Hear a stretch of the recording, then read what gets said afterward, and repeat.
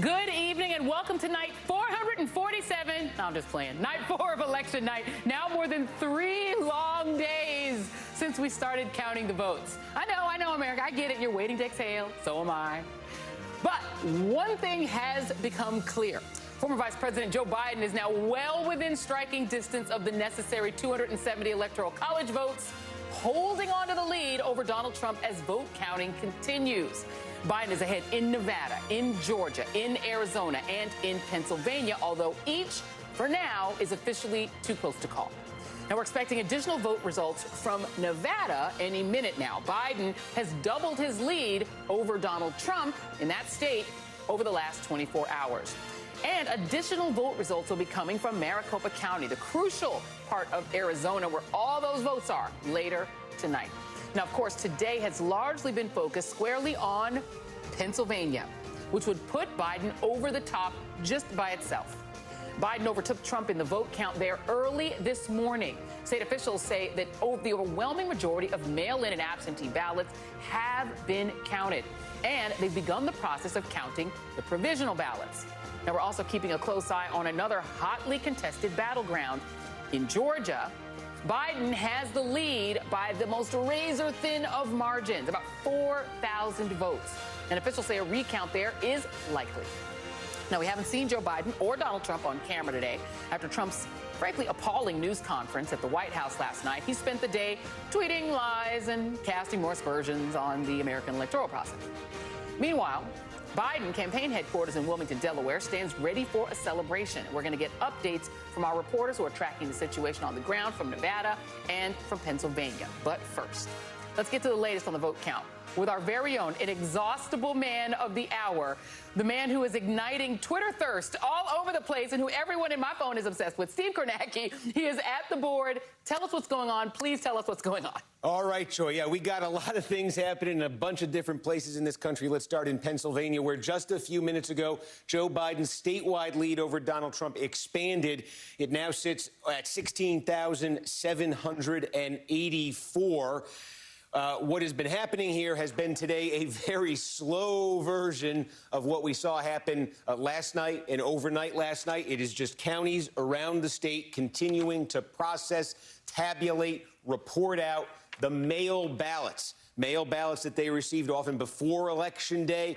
They weren't allowed by state law to even touch them until Election Day. Hence, this delay is taking a few days to do it. They are working through them. And every so often, we're getting reports from different counties, and we're hearing, OK, here's how our mail vote went. We just got one a few minutes ago here from Northampton. We just got one a few minutes ago from Northampton County. It was about 1,000 votes that they added to the mix. Joe Biden won 73% of them. That continues to be the story here. Every time a county is counting up mail-in ballots, Joe Biden is gaining votes. He is winning, on average, about 75% of all the mail-in ballots cast in Pennsylvania. We've just seen that trend over and over again. Seems pretty clear that trend is going to continue as long as there are mail-in ballots to be counted. And there are still tens of thousands of mail-in ballots to be counted in Pennsylvania. Joe Biden is going to be winning the lion's share of those votes. So from the mail-in ballots, you can expect that lead Joe Biden now enjoys statewide, again, 16,784.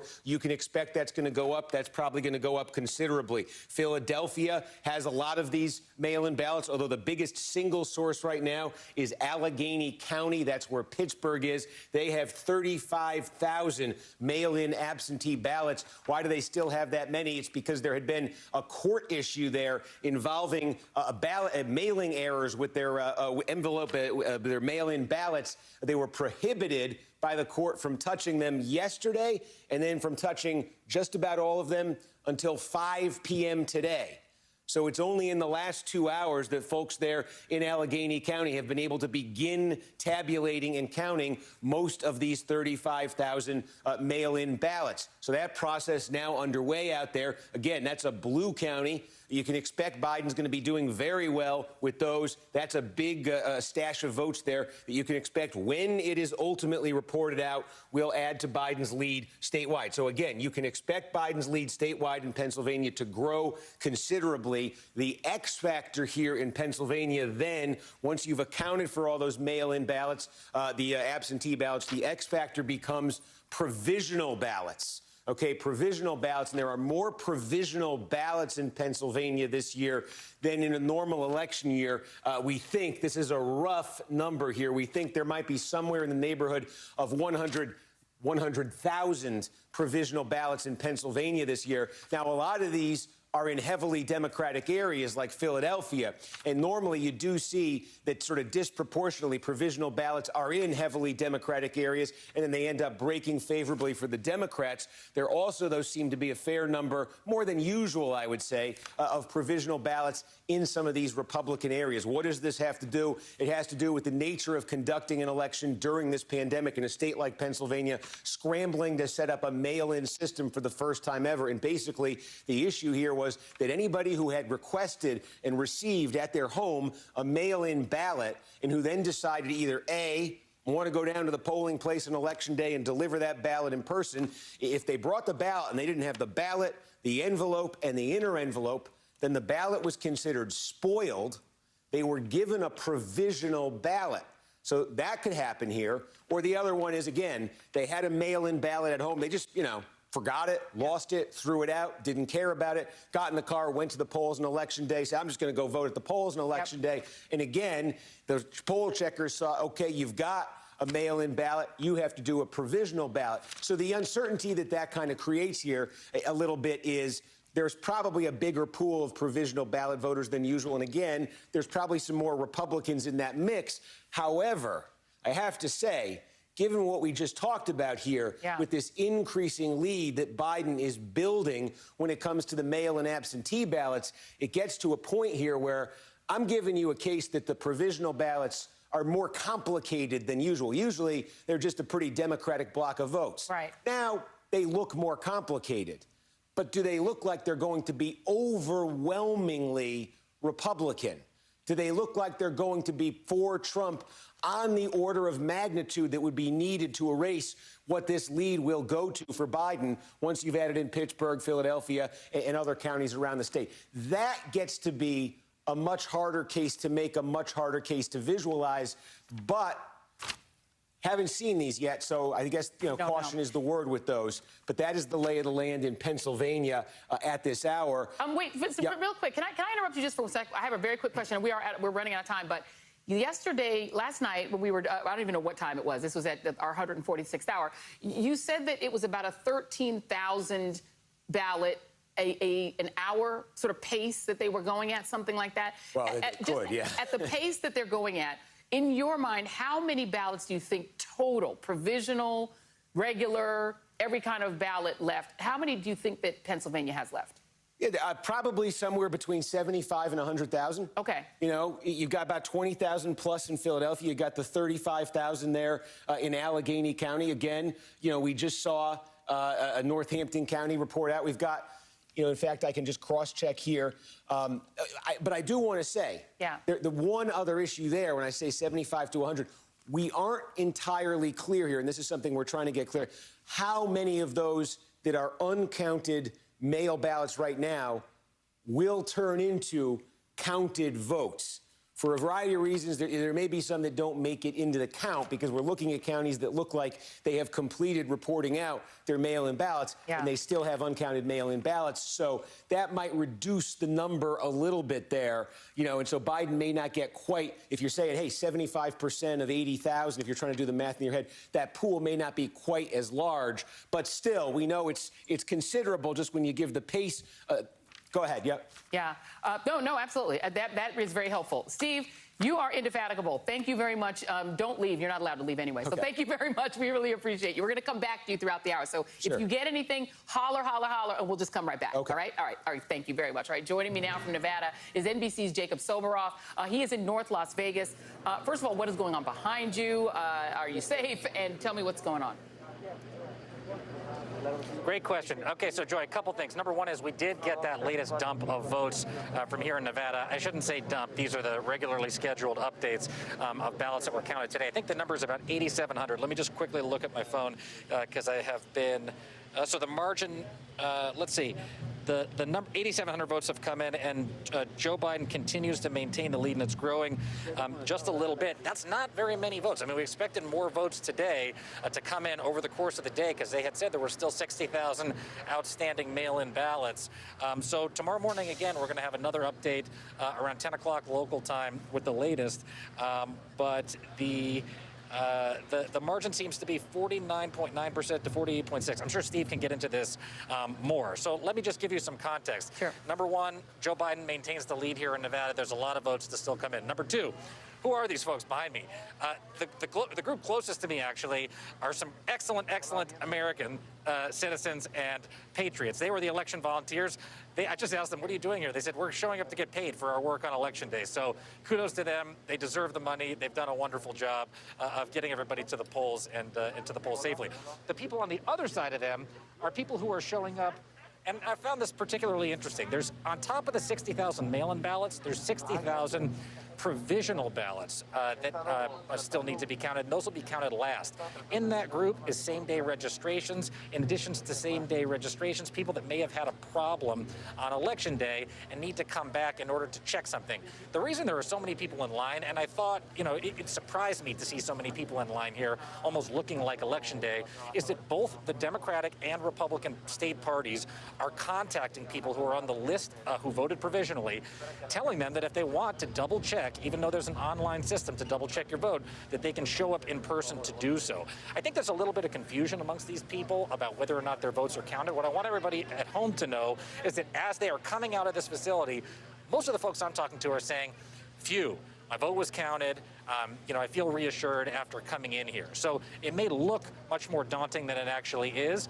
The number of ballots that are actually, quote unquote, curable, where the signature didn't match through the automatic verification process, is much smaller than the margin, I think in the low thousands. So Joy, all that considered, the margin continues to favor Joe Biden here. We're not able to call it, obviously, because it's still too close and there's still too many votes to count. So we're staying on it very closely out here. We're going to come back if we hear anything else, but thank you very much, Jacob Soboroff. Really appreciate that information. Okay, and guess where we're going now? Because Steve Kornacki's got new information, so we're going to go back. Steve, I understand the mysterious Allegheny County has got some updates. Let's hear it. Yeah, we just got some absentee mail ballots from Allegheny County, which we were just talking about there. And you can see right away the headline, Joe Biden's lead increases again statewide. It's getting close to 20,000 now, 19,584. This is not all. This is not most. This is just a small, I would say almost initial batch of the absentee mail ballot in Allegheny County. But what happened here was we got about 5,237 votes were just reported in total from Allegheny County. Again, mail-in ballots, and Joe Biden just won 77% of those. So once again, that's what we keep saying. Where you see mail-in and absentee ballots coming in, you see Joe Biden making gains. He wins 77% of the 5,200 and change ballots that were just counted. His statewide lead, which had been 16,000 and change, is now 19,584. There are still more mail and absentee ballots to come from Allegheny County, from Philadelphia, from other parts of the state. This margin for Biden, as long as those are out, as long as those continue to be reported in, that margin will continue to grow. This is a good example of it. Also, just to add a point to what we were talking about before, because once we get through this absentee mail portion of the count, there is that question of the provisional ballots. We're saying, is there any suspense there? One thing we can tell you, this same county we're talking about, Allegheny County, there are 17,000 provisional ballots to be counted there. I point that out because, again, we say if there are about 100,000 statewide, that's ballpark. It could even be less than that. 17,000 coming out of Allegheny County, whether it's 100,000 total statewide or a little bit less than 100,000 total statewide, 17,000 from Allegheny County is disproportionately high So again, when we're trying to figure out here, is this a Democratic-friendly, Republican-friendly? Traditionally, provisional ballots are Democratic-friendly. And one of the indications of that is traditionally they are disproportionately from Democratic areas. That number, 17,000 coming from Allegheny County, suggests, again, that is disproportionately high in terms of a Democratic area and its share of the provisional vote. So, again, Trump would need these provisionals, we say, to be overwhelmingly Republican. If Pittsburgh and the Pittsburgh area is disproportionately represented in them, that might not be a helpful thing for him. Absolutely. Somebody's trying to call you. Steve Kornacki, they can't call you. We need you. Okay, Steve, we'll come back if there's anything else. Please just holler. All right, thank you very much. I'm going to now bring in Yamiche Alcindor, White House correspondent for the PBS NewsHour. And Yamiche, what we just have watched Steve do over the past 3 days is to walk through all of the numbers, particularly in a place like Philadelphia. The more that comes in, the wider that margin gets for Joe Biden. But what we've had out of the White House is this message of stop counting. If they stop counting, he's going to lose all these states. Do White House, people inside the White House, do they indicate to you that Donald Trump understands that if you stop counting, he will lose for sure? This is a president who has really been flailing all day, lashing out, angry, making calls, trying to figure out which Republicans are backing him up.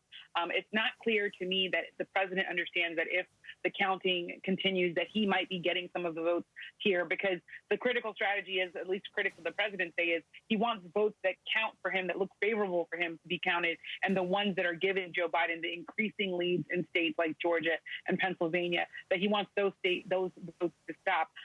What we see here from the president is him trying to say that there was a great red wave that touted this idea that the Republicans are looking to carry the Senate, while also saying that same election that got all these Republicans elected, that same election somehow is rigged and terrible, and the Democrats are trying to steal. It's an argument that doesn't make sense when you think about it, because it's conflicting. You either had an election that does not have integrity, or you have an election where it was fair and the president's just mad that his lead is growing, or that is passed to the White House, his path to re-election is growing narrower and narrower by the hour. Yeah, I mean, if the Democrats pulled some sort of big, devious move, then why did they let Lindsey Graham and Mitch McConnell get reelected? I mean, can Jamie Harrison get that seat if that's the way he wants to play it? Really quickly before I let you go, you have Donald Trump tweeting out, Joe Biden should not wrongfully claim the office of the president. I could make that claim also.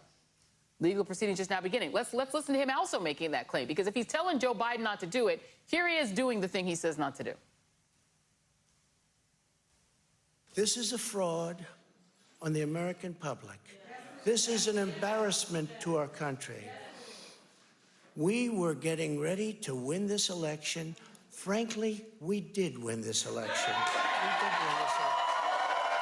Is there anyone inside the White House who is concerned that Donald Trump is essentially feeding his base with false hope that they can turn around an election that is only going in one direction, and that somebody, maybe his favorite news channel, somebody ought to tell these people now, because when, if they keep feeding them with this idea that there's some magical thing that can happen that will change the outcome, there's a potential for a real combustion among his base, some of whom walk around armed, some of whom are QAnon people, some of whom are extremists, some of whom are already making trouble in some of these states and harassing people who are counting votes. You see where I'm going with this? Is there anyone in that White House who is trying to explain to Donald Trump that he himself could be causing an uproar in his own base because he's feeding them false hope? Well, that's why today is so tense. Everyone's somewhat trying to figure out who can tell President Trump the hard thing, which is that he might be losing this election. It seems as though his family members are going to be the ones that have to pull him aside and say, look, this is actually not going your way. You're going to have to concede. My feeling, talking to people, is that there are a lot of people who are growing very, very concerned that the president is a bit unhinged, even people who want to see the president be reelected. The other thing, of course, to note is I think we have to say this. We spent so much time talking about disinformation from foreign countries, from Russia, from China. We're now seeing a domestic disinformation campaign that is headquartered at the White House, with President Trump making all sorts of false claims. Yeah, last night was probably his most dishonest speech yet, and I've listened to a lot of them, but almost every single sentence was wrong. It was a lie. Yeah, and you're right, and it's being done from inside of the White House, which is owned not by Donald Trump. It's not Trump Tower. It's the American people's property, and he's using it to spread these lies and disinformation, lying to his own base. It's extraordinary. What a time to be alive. Yamiche Alcindor, always great to have you on. Thank you. Joining me now is Senator Chris Coons of Delaware.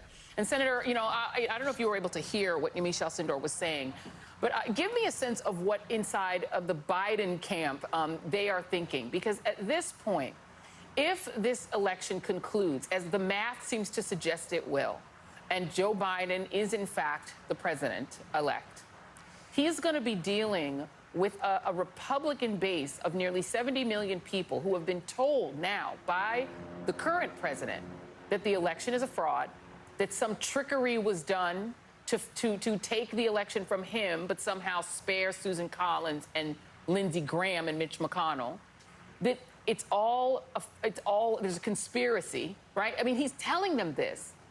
How can Joe Biden even think that he is going to be able to govern a country with about 70 million people who think like that? It's going to be a challenge, Joy, and part of why, since he got into this race more than a year and a half ago, I've believed that Joe Biden was the right candidate, the right man for this moment, is that he has lived his life and he has served in the Senate and as vice president and conducted himself as a candidate in a way that is designed to bring our nation together. But as you just pointed out, it's going to be harder and harder the more that Donald Trump feeds his supporters false hope.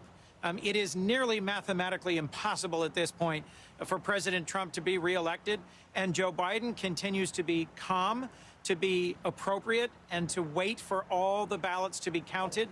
But we do have an increasingly challenging and potentially dangerous situation here as President Trump keeps pumping out misinformation and creating false hope. You know, I asked him this before when he was running, when he was in the primary. He didn't really enjoy the question too much, but and I really do genuinely mean it. I've watched Mitch McConnell for quite a long time. He does not seem to be a person that any Democrat should consider to be trustworthy. He's interested in his own power. He's interested in controlling the Supreme Court. He's interested in controlling the President of the United States. He had one that was very useful to him.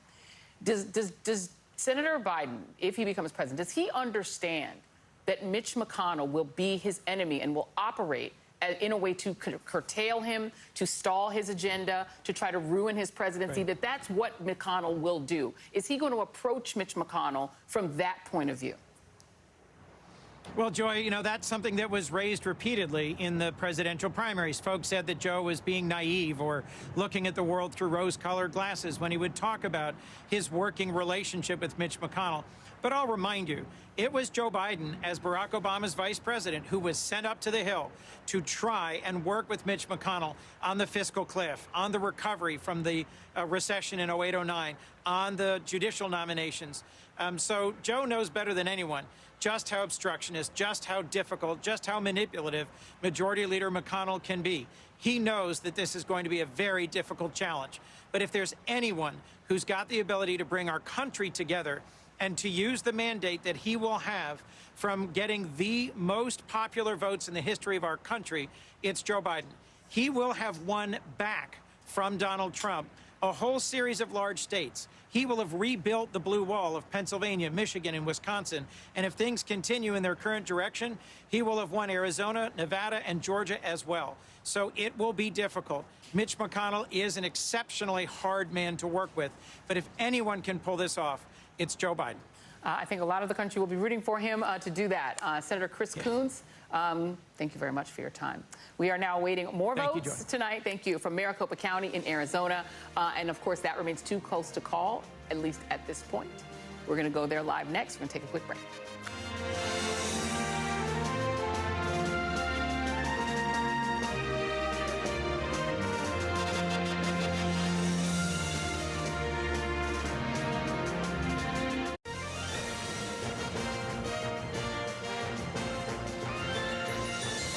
Well, the race in Arizona is still too close to call, with 94% of the vote in and Joe Biden leading by 38,000 votes. Maricopa County, which makes up more than 60% of the state's population, is planning to release its next batch of vote results at 9 p.m. Eastern tonight. Let's head back to Steve Kornacki at the big board. What do we think that means? That's a lot of votes. Well, this is a very big deal, I think, because Maricopa County is the biggest single outstanding source of votes in Arizona. It's by far the biggest county in Arizona. And it sort of holds the keys to the kingdom, I think, potentially with this update that's coming out tonight. Why? Because Donald Trump is playing catch-up statewide against Joe Biden. He's trying to make up a gap of 36,800 votes. Now, this gets very technical, so we'll give you sort of the Cliff's Notes version of it. But the Cliff's Notes version of it is this. The counties across Arizona, including Maricopa, have, for the last several days, been working their way through one final particular group of ballots. This is kind of how it goes in Arizona. There's a group of ballots they process before Election Day. Then there's a group of ballots they process on election night. Then there is a group of ballots they get to in the days after the election. That's where we are, the third and final group. When we began the counting of this group, Donald Trump needed to be winning 59% of all of them. If he could win 59% of the votes in this third and final group, that would about erase all of Joe Biden's statewide lead in Arizona. Now, so far, again, we're on like the third day of counting here of this third group. So far, Trump has succeeded in narrowing the lead. It was somewhere on the order of 90,000 when we began counting this third group. Now you see it's down to 36,000. And again, a big bunch from Maricopa coming in tonight. However, this morning, we got a big update from Maricopa as well, and what it showed was that Donald Trump, who had been hitting that 59% threshold in all of the earlier updates, his pace had suddenly slowed. He was no longer hitting 59%. He only hit 52% this morning. He only got 52% of this big batch of votes that came in Maricopa County this morning. And that suggests that the tide might have turned in this group of ballots here, and that they've gotten to a portion of those ballots now that's less favorable to Trump. So when we get this update here at 9 o'clock Eastern time tonight, here's the question for Donald Trump. He probably needs now to be winning more than 59% of the update that comes in tonight, because by not hitting his number earlier today, now he needs to get higher in the other ones to make up for it. So he now needs to be above 60%, I would say, in the update that comes in tonight. And I think there's reason after this morning to wonder if he's going to be back down at that 52, 53% level. Yeah. That's the suspense. I know there's a very technical thing, but basically at 9 o'clock, we're going to get a bunch of votes from Maricopa County. If Donald Trump wins 60% or more of them, let's talk about the possibility here. If Donald Trump's getting 52, 53% of them again or lower, that's getting that idea of catching Biden is becoming very elusive for him. Yeah, well, you shouldn't have said mail-in voting was bad. I'm just saying. That's just my take. That's not Steve. That's just me saying that. Steve Kornacki, thank you very much. I'm joined now by NBC News. We'll come back to you if you get more stuff. We're going to go now to Gotti Schwartz. He's out in Maricopa County, Arizona, where there has been a lot of drama, Gotti. We've had Alex Jones, QAnon people, pro-Biden people. You've had a lot of action out there. Give us a sense of what's going on right now. Conspiracy theories, everything. Yeah, and just a heads up, it's a very dynamic situation. So if I toss it back to you, things are somewhat unpredictable, but it's pretty calm right now. I want to show you some of the things that we saw a little bit earlier. These men right here, they are supporting President Trump. They are here supporting President Trump. You are though, right? But we saw common ground. Right. And then you guys were having an exchange of words with some gentlemen here that are not supporting President Trump. So we're starting to see people that are coming into this crowd just on the periphery, and they're engaging with the crowd here. It's the first time that we've really seen this over the last couple of days. It's still been very peaceful. There's a lot of arguing, a lot of people armed, obviously. Both sides, actually, people that don't support Trump and people that do support Trump have guns on their hips, and some of them tactically slung across their chest. But Joy, I got to tell you, this right here, what you're seeing, this is the parking lot of the place where they are counting all of those votes. This is the Maricopa County Election Center, and so there's those 120,000 votes that are still being counted here. Arizona has about 220,000 votes that still have to be counted. Yeah. And this is the scene. It's been the scene every single night. This is where Alex Jones riled up the crowd. We hear oscillations in some of the chants. We saw prayers yesterday. We saw people saying the Pledge of Allegiance, saying that they weren't going to talk about about conspiracies. Then Alex Jones got here, and then they started chanting Alex Jones's name. Wow. They've been saying count every vote, and then they've been chanting recount. So it's quite a scene here in a public parking lot. I'm going to just swivel around, too, because the roads have been blocked off. This is the county sheriff's department. They have been on scene, so they've got somewhat of a perimeter set up. And overnight, we've seen them when the county workers get off after counting all of those votes. A couple of times, they have escorted those workers after working in there to count those votes, make sure everything is done above the board and by the book. They have to escort them away from this crowd and to their cars. Those deputies doing that twice so far. Wow. Joy, back to you. And that is a shame. Those are people who are not getting paid a lot of money. So that is, it's a shame they have to go through that. Gotti, be safe out there. Thank you very much. Gotti Schwartz in Arizona. All right, up next, we're going to bring you the latest on the crucial state of Pennsylvania and those magical 20 electoral votes that both of those two candidates want very, very badly. Stay with us.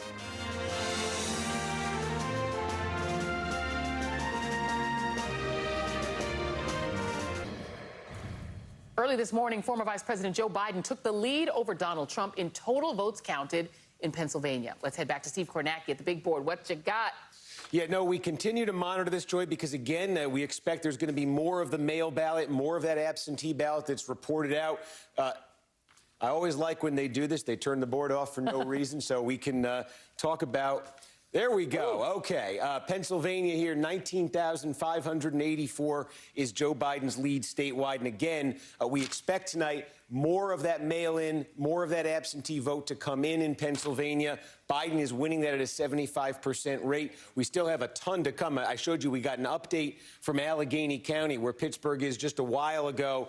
We reported out there about 7,000 ballots. There's still well over 20,000 to come from Allegheny County. There's still about a similar amount there that are due in from Philadelphia. Other pockets of the state, too, a significant vote here. And again, Biden is just winning 75% of these. So it's just a question of these counties going through the process. And it can be a cumbersome process. It can be a slow process of getting these all counted up and getting those reports out. This has been going on now for a few days. When that happens, as that happens, Biden's lead is going to go up. And then again, as I say, there is just this question of the provisional ballots. You know, we're just looking at some preliminary data we've been able to get our hands on here, looking at Pittsburgh and Philadelphia together, and I should say Allegheny County and Philadelphia.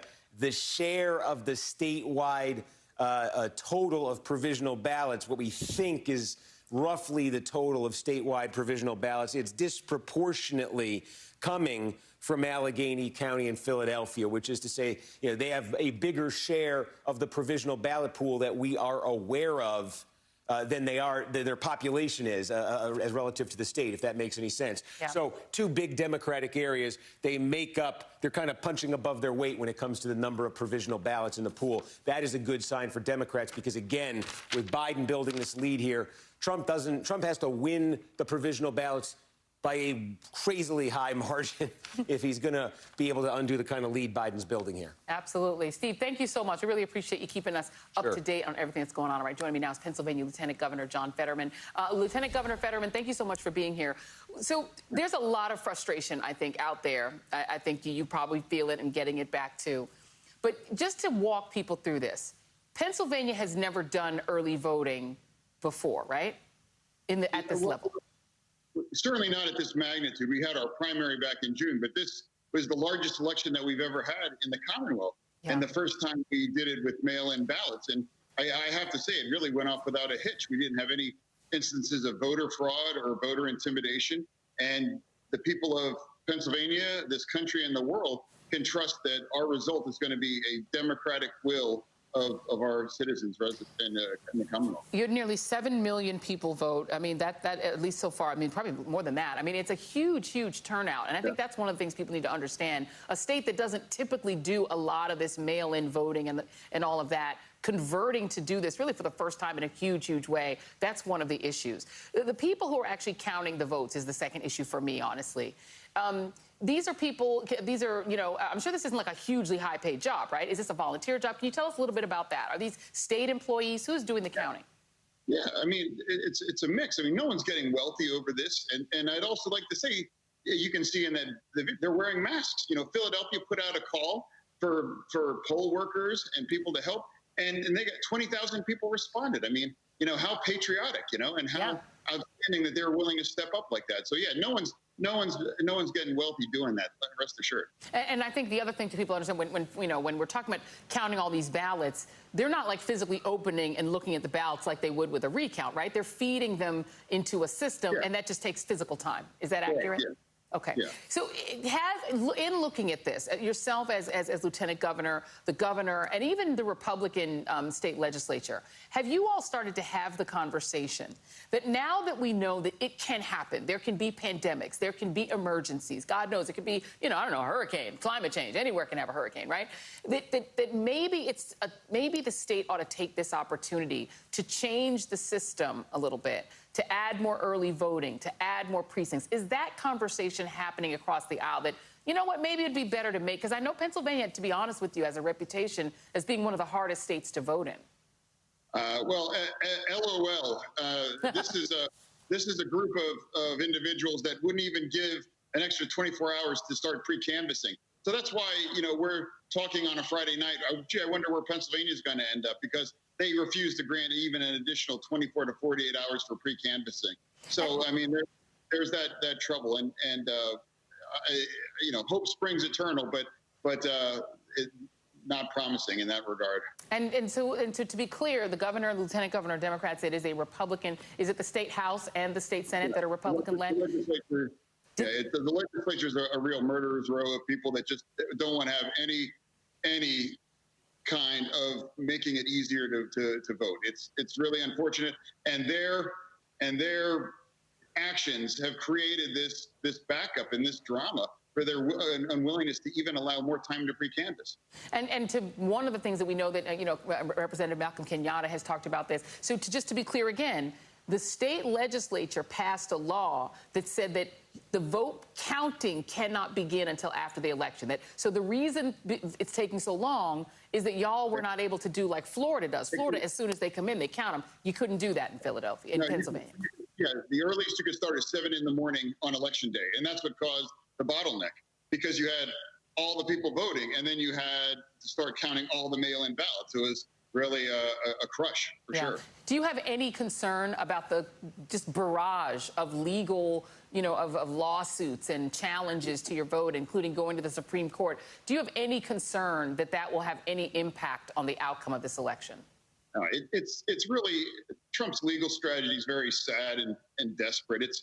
It'd be like putting a carton of sour milk in the refrigerator and checking back every day to see if it's getting any fresher. You know, it's not going anywhere, and math is math, and it's going to come to a conclusion soon. And it's going to be a result that I suspect the president isn't going to like. And I would just encourage him to embrace what's coming and just allow America to come forward and move together and stop making this and prolonging this any longer than it needs to. I want to give you an opportunity to respond back to Senator Lindsey Graham, who went on, and Newt Gingrich and other sort of antebellum figures in American politics who went out and said on Fox News, well, I trust Arizona, but I don't trust Philadelphia. And really casting aspersions on the state of Pennsylvania, and particularly on the predominantly black parts of Pennsylvania. Let's just be blunt about that, to imply that there's corruption there. Your response to those men who are saying those kinds of things? Well, I mean, they've spent the last 4 years as sycophants to the Trump administration, and this is their only play at this point. But they're going to be looking for a new path going forward, because I mean, the bottom line is this: as Steve pointed out, the ballots that remain are overwhelmingly going to favor the vice president. This state's going to be called at some point, hopefully in the not too distant future. That's 273, and that's ball game. Yeah. And like I said, it's just sad, and it's beneath the office of the presidency. And I would just encourage the president to just come together and acknowledge math. Thank you very much, Mr. Lieutenant Governor. I really appreciate you being here. Thank you, sir. Really appreciate it. Let me go to Pete Williams. He's got some breaking news for us. Pete, what you got? So this is the Supreme Court's response to a request from the Republicans in Pennsylvania today They filed an emergency request with the Supreme Court saying, please tell the Secretary of State in Pennsylvania to direct all counting officials to keep separate any of the ballots that arrived after Tuesday until 5 o'clock tonight under the extended ballot deadline, and tell them not to count them. Now, tonight, Justice Samuel Alito, who's the justice that handles emergency applications from that part of the country, did not give the Republicans what they've asked for. He said, okay, once again, we tell them that they have to keep them separate and to count them separately. But he says, until today, we didn't know that the guidance had been changed. We think it's important.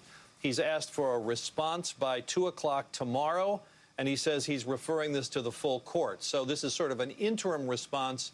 It doesn't give the Republicans everything they asked for. In fact, it doesn't give them much. But it says we'll get back to you later after the full Supreme Court can discuss this. And does that mean that, you know, you're saying it doesn't give them much, but it essentially segregates those ballots? Does that imply that there could still be a case and they want to leave them there so that they can adjudicate it, or does it just simply delay? And if they're just delaying and they don't mean to actually take up a full case, I'm not sure I understand what the delay what would be the point. So under the previous order from the Secretary of State, the counting officials were already segregating them. They were already keeping them separate. What the Republicans said today is, we know the Secretary of State gave this directive to the counties. We just can't be sure that all the counties are actually keeping them separate, because the Republicans said, we've asked every county in the state and 25 counties never responded. So we just don't know. So to be extra cautious, Supreme Court, please order the Secretary of State to give the directive again. So they've done that. It shouldn't really change anything now, because the real change would have been if the Supreme Court said to the state, and by the way, you can't count those votes either until we resolve whether that deadline was legally extended or not. So at least for now, this really doesn't change anything. It doesn't delay anything. It does, as you say, keep the avenue open if there's further litigation on disqualifying those votes. But one other thing. Let's assume the Republicans prevail on this point. Their argument has been that the state Supreme Court didn't have the legal authority to extend the deadline, that only the legislature can do that. Let's assume that the Republicans prevail on that. Is that enough votes to make a difference in Pennsylvania? It seems unlikely. Yeah, and I think that we've heard from the Secretary of State that it is highly unlikely. Pete Williams, always great to get information directly from you. You're great. Thank you very much. Really appreciate your time. We're going to take a quick break. We'll be right back. As Donald Trump and his allies try to undermine the election, Joe Biden and Kamala Harris are reportedly calm and reflective, confident in what they see as a victory, fueled by black and brown voters in Milwaukee, in Atlanta, and along with Latino voters in Nevada and Arizona, who saw Trump's power as a threat to democracy and also to their lives and their livelihoods, and came out in droves to vote him out. Joining me now is Georgia Congresswoman-elect Nikema Williams and Jelani Cobb, staff writer for The New Yorker and journalism professor at Columbia University. Ms. Nikema, Representative-elect Nikema Williams, I'm going to go to you first, because Georgia, I feel, is the emotional story of the year. John Lewis's Georgia, Stacey Abrams' Georgia, and you are in you won John Lewis's seat. So I just want to let you go. I'm going to let you talk about what Georgia has contributed, really, to turn blue in this year. Please talk about that. Joy, I've been just basking in this all night. I woke up this morning and saw the votes coming in from Clayton County, which is a part of the 5th Congressional District that I now represent, once represented by my hero, John Lewis. And I was like, I'm sure he is somewhere in heaven dancing to Pharrell's Happy, because it's going to be his district that makes sure that we seal this deal. But I also talked to my friend Stacey Abrams earlier today, and I told her that we need to use this as hashtag Stacey's Revenge, because we're coming back and we're finishing the job that we didn't get done in 2018. We have been organizing on the ground for so long. Stacey's done so much for this state with progressive groups on the ground, and we're just going to keep it going. So I'm excited excited for what this means and what this means for January 5th, because now we have two opportunities, not one, but two U.S. Senate seats so that we can decide the balance of the United States Senate right here in Georgia. And absolutely. And one of the two is the pastor at Dr. King's Church, Ebenezer Baptist. It's almost like karma is so real. Ossoff and Raphael Warnock. I got to go to you, Jelani, my friend. Listen, I've been watching, on the one hand, the absolute joy of what happened in Georgia. And I think that all of us felt. People were all up, watching to see, was it going to be Philly or was it going to be Georgia? But in both cases, these are black communities in Detroit, in Kenosha, in Philly, in Atlanta that delivered for the Democratic Party. Then on the other hand, people like Lindsey Graham being like, I don't trust Philly, I trust Arizona. Newt Gingrich implying there's something nefarious and something that's oddly corrupt about elections in these black communities. Talk about that backlash and what that means to you. Yeah, I think that it's only fitting and proper that I start by congratulating the Congresswoman-elect. I'm a former resident of that district, and we know each other from back in the Atlanta delegates to the 2008 convention days. So I was really glad to see Congressman Lewis's district being taken over by someone who's so capable, and so I'm really happy to see that. To the point about Georgia, here's the thing, and I've been talking about this. This is the 150th anniversary of the 15th Amendment's ratification. And in 1870, that amendment was ratified to give African-American men the right to vote as a means of protecting the republic. The belief was that only enfranchising black people, particularly black voters in the South, could prevent the Confederacy from rising once again and tearing the country apart. And now on the 150th anniversary, we have expected black voters to do the same thing, to be the bulwark, to be the mechanism to defend the institution of democracy against a radical, reactionary, white nationalist movement that could very well have damaged the country, torn the country apart in a different way. And so I think that's the significance of what we saw in Georgia. It's the significance of what we saw in Philly, too. And the allegations that people are making, I don't trust Philadelphia, it's part of that same anti-metropolitan bigotry that we saw so frequently showcased by the Trump administration. Remember, he called Baltimore rat-infested.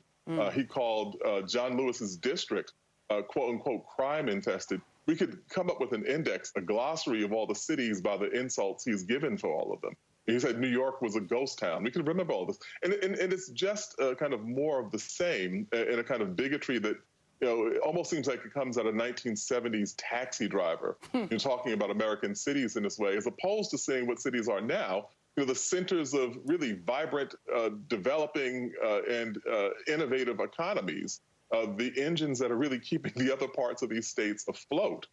And so it doesn't make much sense, but, in the midst of their grief and kind of gnashing of their teeth, I guess I'm not surprised by that. Yeah, and by the way, he also started by saying that Mexico was sending rapists to the United States, and now he might be laid low by Arizona and Nevada. So, I mean, I don't know what to tell you, man. Representative-elect, talk about this January election, because that is going to be so key now. You've got that victory in hand, and now you can focus. How likely is it that the coalition that helped elect you and that may hand the state of Georgia to Joe Biden can reconvene and coalesce again for those January elections?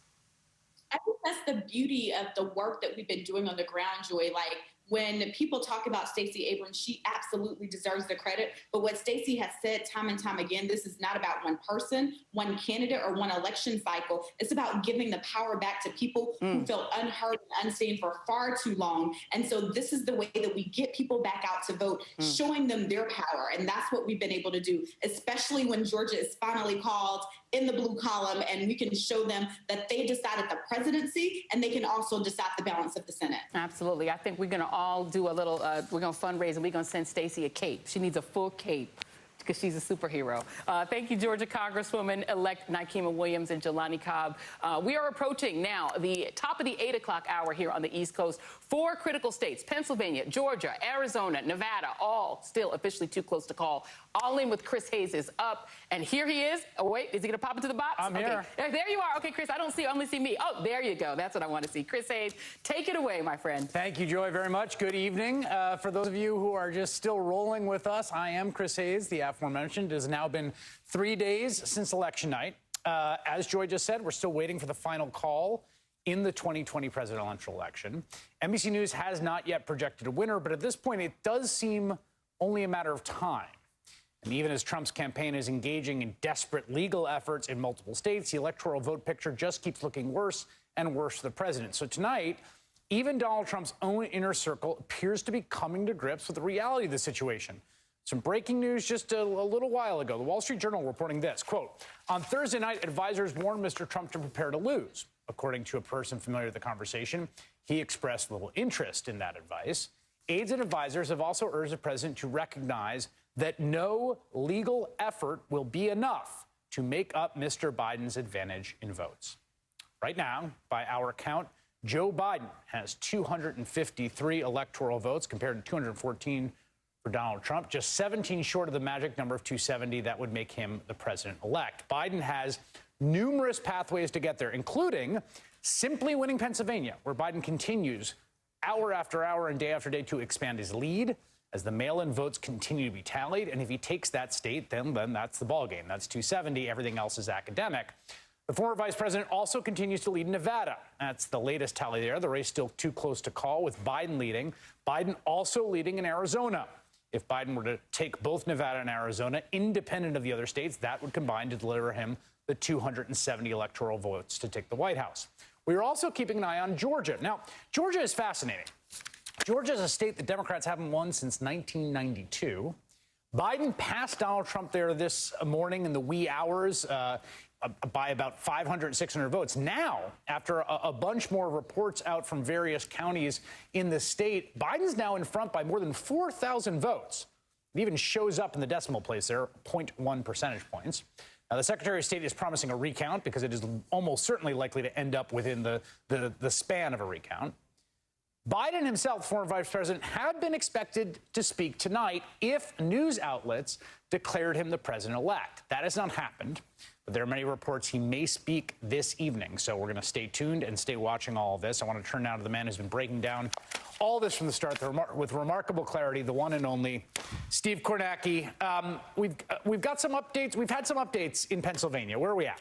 Yeah, I think the big one in the last hour was the Pittsburgh area, Allegheny County. And remember, they started the day and went through much of the day with 35,000 uncounted mail ballots there in Allegheny County. Now, remember, they had been prohibited yesterday, Thursday, from going through those ballots. There had been a whole issue, a court stepping in on a mailing error on with these ballots. So today, and not just today at 5 p.m., was when they could begin reviewing just about all of these 35,000 ballots that are there. So that's a big chunk that they're only getting to right now. They did release out a small share a short while ago. Biden got more than 70% of that share that was released in Allegheny County. No surprise, Joe Biden has been averaging 75% of all mail-in ballots across the state that have been reported in. But that update there from Allegheny County boosted Joe Biden's lead. It had been 16,000 and change. That update came from Allegheny County.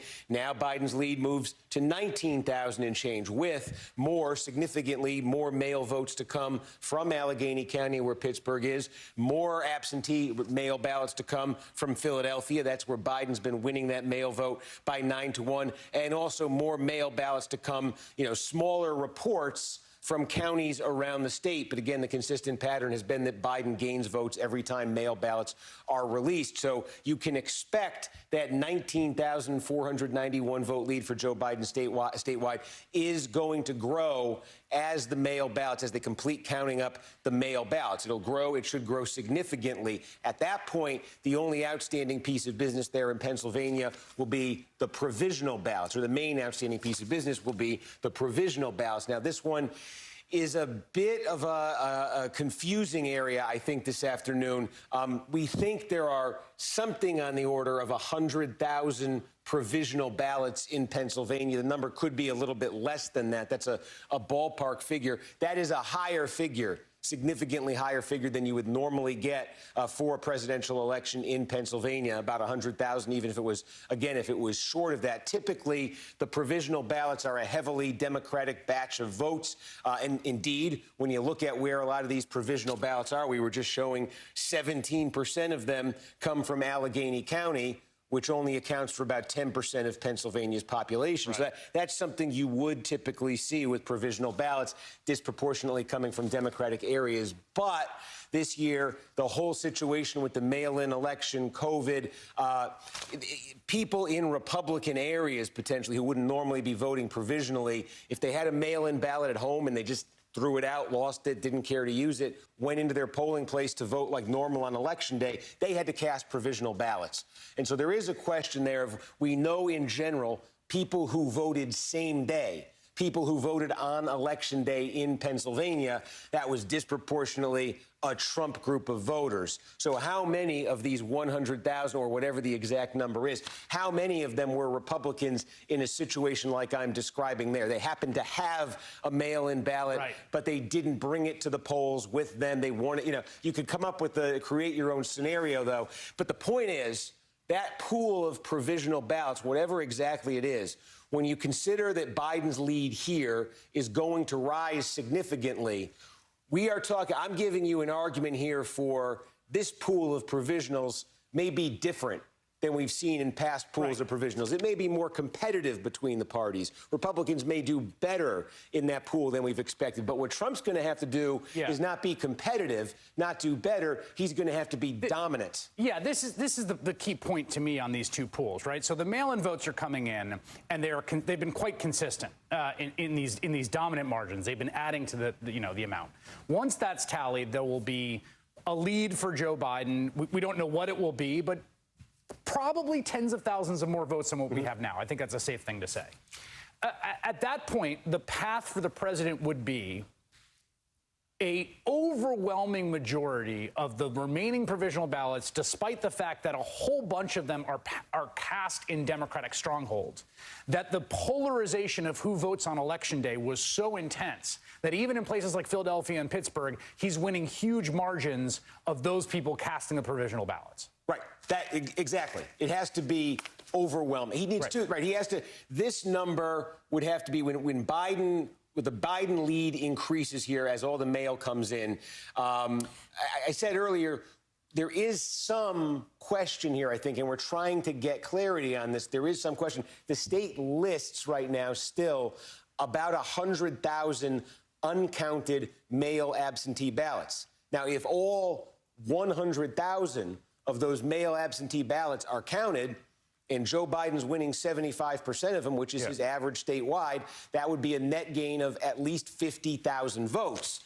And 50,000 plus 19,000 would be almost a 70,000 vote lead for Joe Biden. Yeah. And if he has a 70,000 vote lead here, then Trump has to get 85% of the provisional votes. So the question is, though, the number of counted, if you take that mail ballot pool, that absentee pool, are they all going to be counted, or is a chunk of them not going to be counted? Can that lead be lower? That might be a variable, too. But it is very uphill, absolutely. Yeah.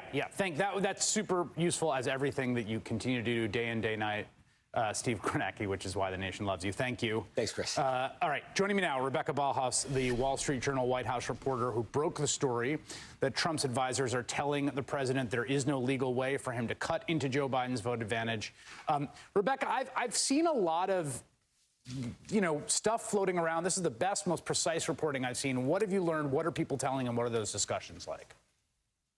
So I think what we're seeing is a growing divide between what the president and his campaign are saying publicly and what a lot of the people around the president are telling each other and telling him privately. So what we've been hearing is that in the last 24 hours or so, a growing number of aides have talked privately to the president and amongst themselves about the fact that he needs to really prepare himself for the prospect that he may lose or is likely to lose this election. We have also, the legal effort is continuing. The Trump campaign put out a statement from the president today saying that he intended to fight till the very end, essentially. But I think what aides are really realizing, and some are telling him, is that no matter how many legal challenges they mount here, it's not going to be enough to overcome the number of votes by which he lags Joe Biden. Yeah, that point, that sentence in your piece about the sheer fact, and again, we've been sort of trying to stress this, that legal challenges can work on the margins, and we saw it in Bush v. Gore when you're talking about 500 votes, you're talking about 1,000 votes, recounts that I've covered where there was 35 votes. You can't do it with 50,000 votes, 40,000 votes, 70,000 votes. There's just there's not a thing to do legally, and it sounds like that basic fact has been presented to a president who I think thought that the courts could bail him out no matter what the numbers were. Yeah, I mean, I should say that there are some aides who still do think that it's possible that these legal challenges could sway the outcome here. I don't think it's everybody who is just doing this for show, but I think there are a growing number of people who just feel like they're doing this maybe to point out some anomalies in the voting system and, the rationale that you're pointing out problems that could be fixed in the future. But I do think that that increasingly they don't think that this is going to be something that wins in the election. Whose job is it in that White House to tell the president it is over when it's over, if it's over? That's a very good question. I think we would expect it to be his closest aides who present him with most of this kind of news. So that would be Jared Kushner, it would be Mark Meadows, it would be Hope Hicks. And then, of course, there's his campaign manager, Bill Stepien. I mean, I think we've seen so far that, he is sitting in the White House these past couple of days. He's calling, I think, everybody in his phone book and trying to get their take on what happened. I certainly don't think that it's everybody who's telling him that this is over. Some people like to give him bad news more than others.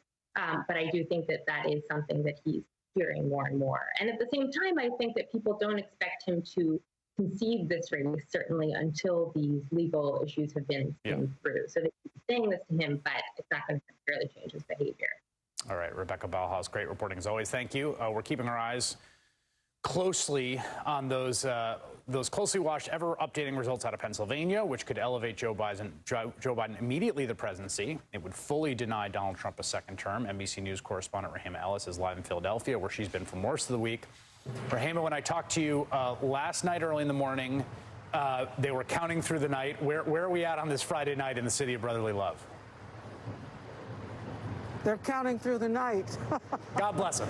They said they're not only going to be counting through the night, counting through the night, and forget about the weekend. If they have votes to be counted, they're going to be counting on Saturday. They're going to be counting on Sunday.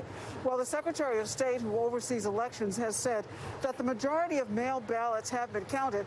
Listen to what's still out there, as Steve was pointing out. You've got 102,000 plus mail-in ballots statewide that have not yet been counted. Here in Philadelphia alone, it's looking like something like 23,000 mail ballots that haven't been counted.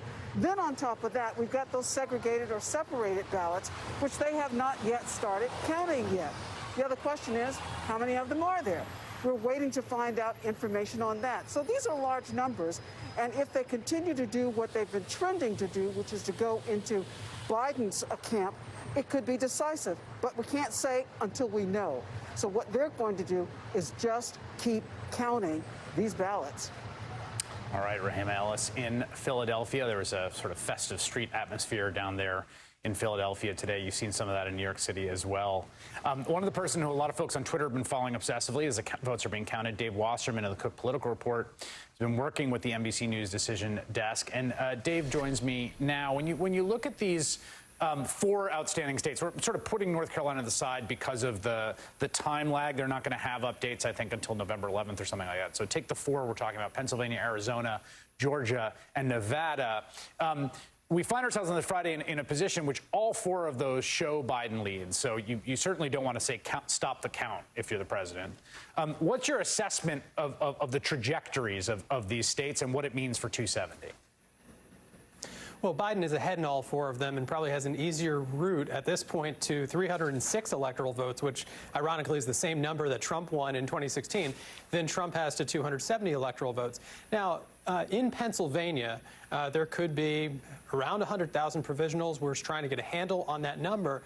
But so far, the provisionals that have been counted in a few really red rural counties are performing close to the Election Day vote, but we think there may be disproportionate numbers of those provisionals in the larger cities, which would favor Biden, and it might come out in the wash. Now, the irony of the president's attacks on what he sees as nefarious things that are happening in Democratic-run cities is that those cities happen to be some of the only places where he's actually doing better than his 2016 numbers.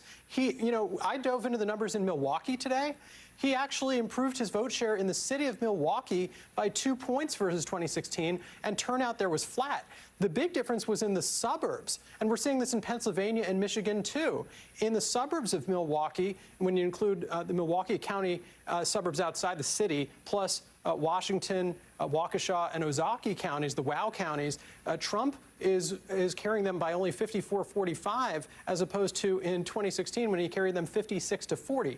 That margin differential accounts for Biden's entire lead in the state of Wisconsin. And then you move over to Pennsylvania and you see the same pattern going on in Montgomery County, in Chester County, in the Allegheny County suburbs of Pittsburgh. So this is a pretty clear trend where Trump has done marginally better among non-white voters who live in central cities, and that's really been his only bright spot on the map. Yeah, and we should just say, and again, these are levels versus rates. So we're talking, losing a city 88-12 as opposed to 90-10, somewhere in that range. But an improvement on 2016, even though the vast majority, and that's why we're seeing those numbers pile up the way they are. It also, obviously I think the conspiracy theories are facially nuts, but the idea that, they're rigging it, but just in a way where Trump's performance is a little better seems a little tough to stomach. That's right, and look, there is clear evidence from the polling pre-election and from the results that we've seen in other states that Trump, has marginally improved his share among younger African American men. That he did better with Hispanic voters, although clearly much better in South Florida and in South Texas than he did with Hispanic voters in other metropolitan areas, and we should note that.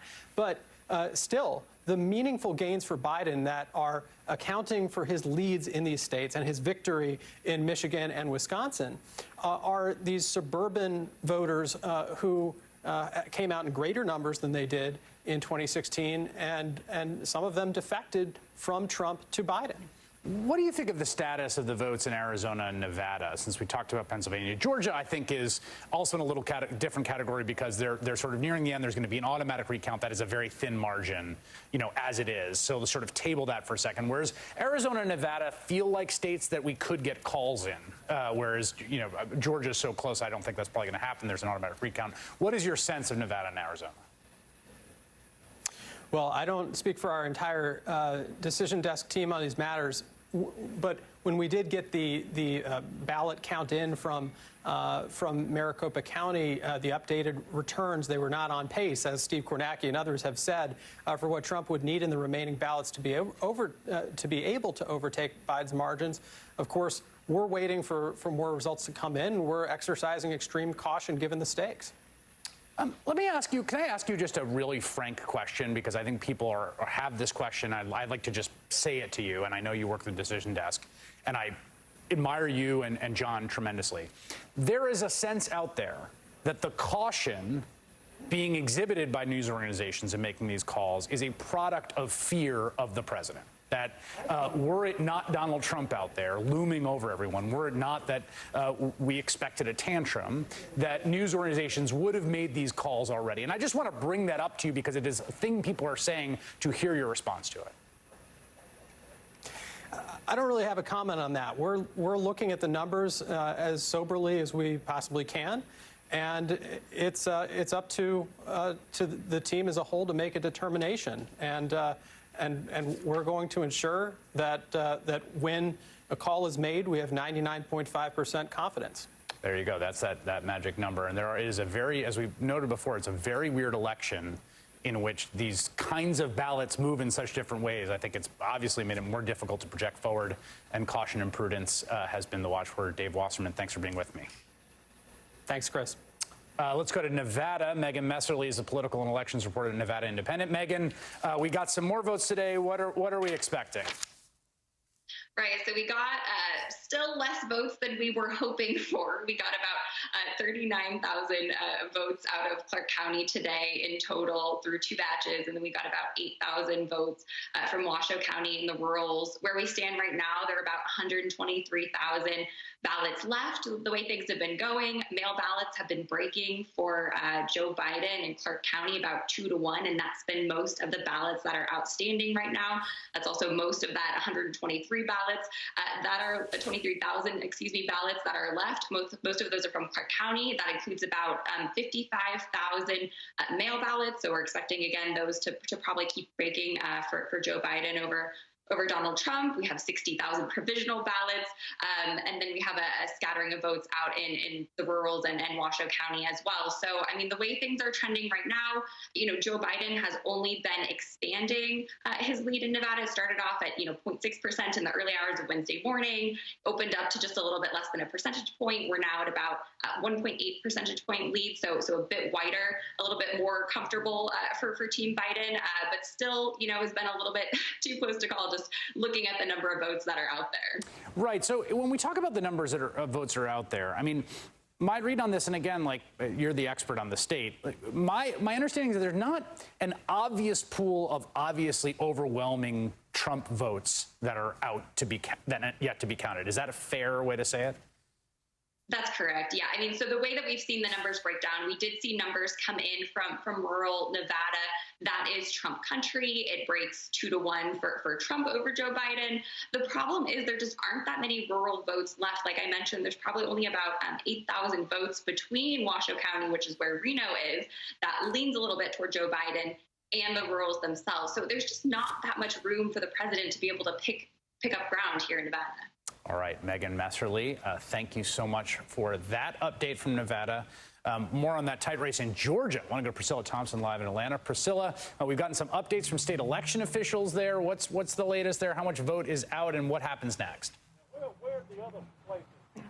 Well, Chris, with 99% of the vote count already in, all eyes tonight are turning to those military absentee ballots and those provisional ballots that were cast on Election Day. Today was the last day for folks to get those military absentee ballots, or for the counties to receive those ballots that were postmarked by Election Day.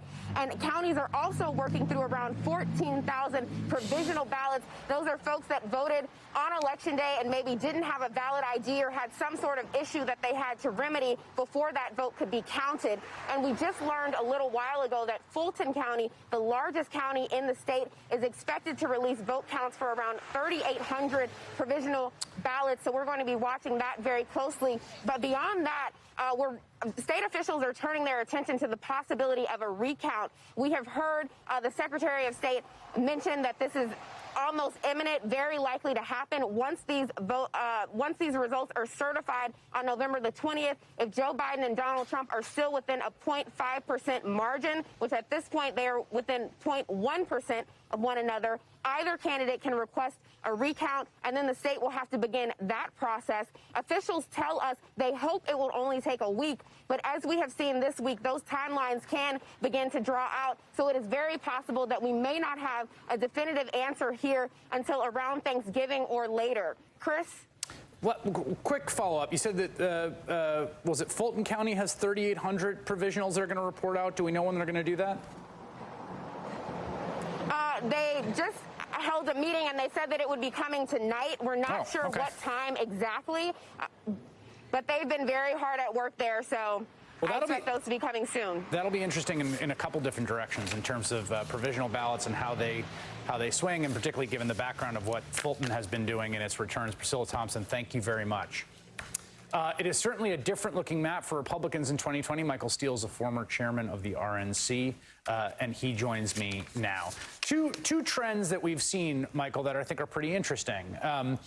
the president continuing to lose ground in large metropolis areas, holding steady or maybe slightly improving in a few cities, although that's not true across the board, really getting drubbed in the suburbs, and in finding some new votes in some unlikely pockets, but largely finding a ton of new Trump voters to turn out through huge swaths of rural America. Yeah, I mean, it's the one thing that still remains a fascination in the body politic is how Trump is able to mine these votes that no one seemingly can find or really connect with, whether they're in the political system itself or in the polling community.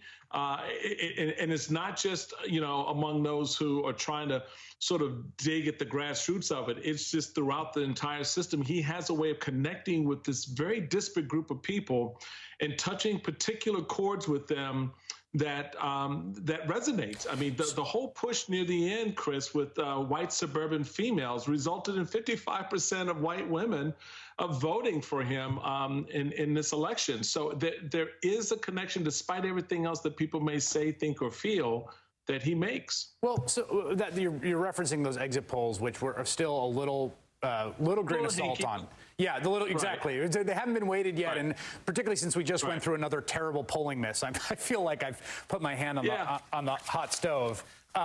So I guess my question for you is, I don't know if you've been excommunicated from internal conversations in Republican politics and conservatism, but it's been striking to me two things. One is, over the last 3 days, and I think because there has been no call, I have watched Democrats spin a win into a loss, while Republicans spin a loss into a win. I mean, it's really remarkable. Like, Donald Trump's going to lose by 6 or 7 million votes. And there were some bad House losses. But if you went to someone on the day before Election Day and said, I have some bad news for you, Max Rose and Xochitl Torres Small are going down, but Donald Trump's going to lose. I think most of the Democrats would take the bet. And I don't know why. And then on the Republican side, I wonder, are there recriminations? Are there, like, how have we lost 7 of 8 popular votes in a row? Who do we need to be reaching out to? Yeah, I think that's going to come. It's not something that happens in the immediate aftermath, particularly while the vote is still being counted. So people, on both sides are trying to advance the advantage that they have if you're Biden and try to claw back from Biden votes that you think you need. And so you're keeping those respective narratives going. But there will be, I think, for both parties, because there's a lot of concern about how the Democrats underperformed the way they did, and how the Republicans, while they performed well, they still couldn't hold the White House. And I think a lot of us would contend if there was a different candidate in the White House, the outcome may have been different. So there was a lot of weighting against Trump because of Trump. Whereas for the Democrats, that's a different conversation. It is about how their message resonates with a wider swath of the American population, and they still can't seem to close that deal. Michael Steele, thank you so much. Still to come, Joe Biden is knocking on the door. Trump campaign keeps coming up empty in court. The Supreme Court just said about the Trump push to stop counting in Pennsylvania next.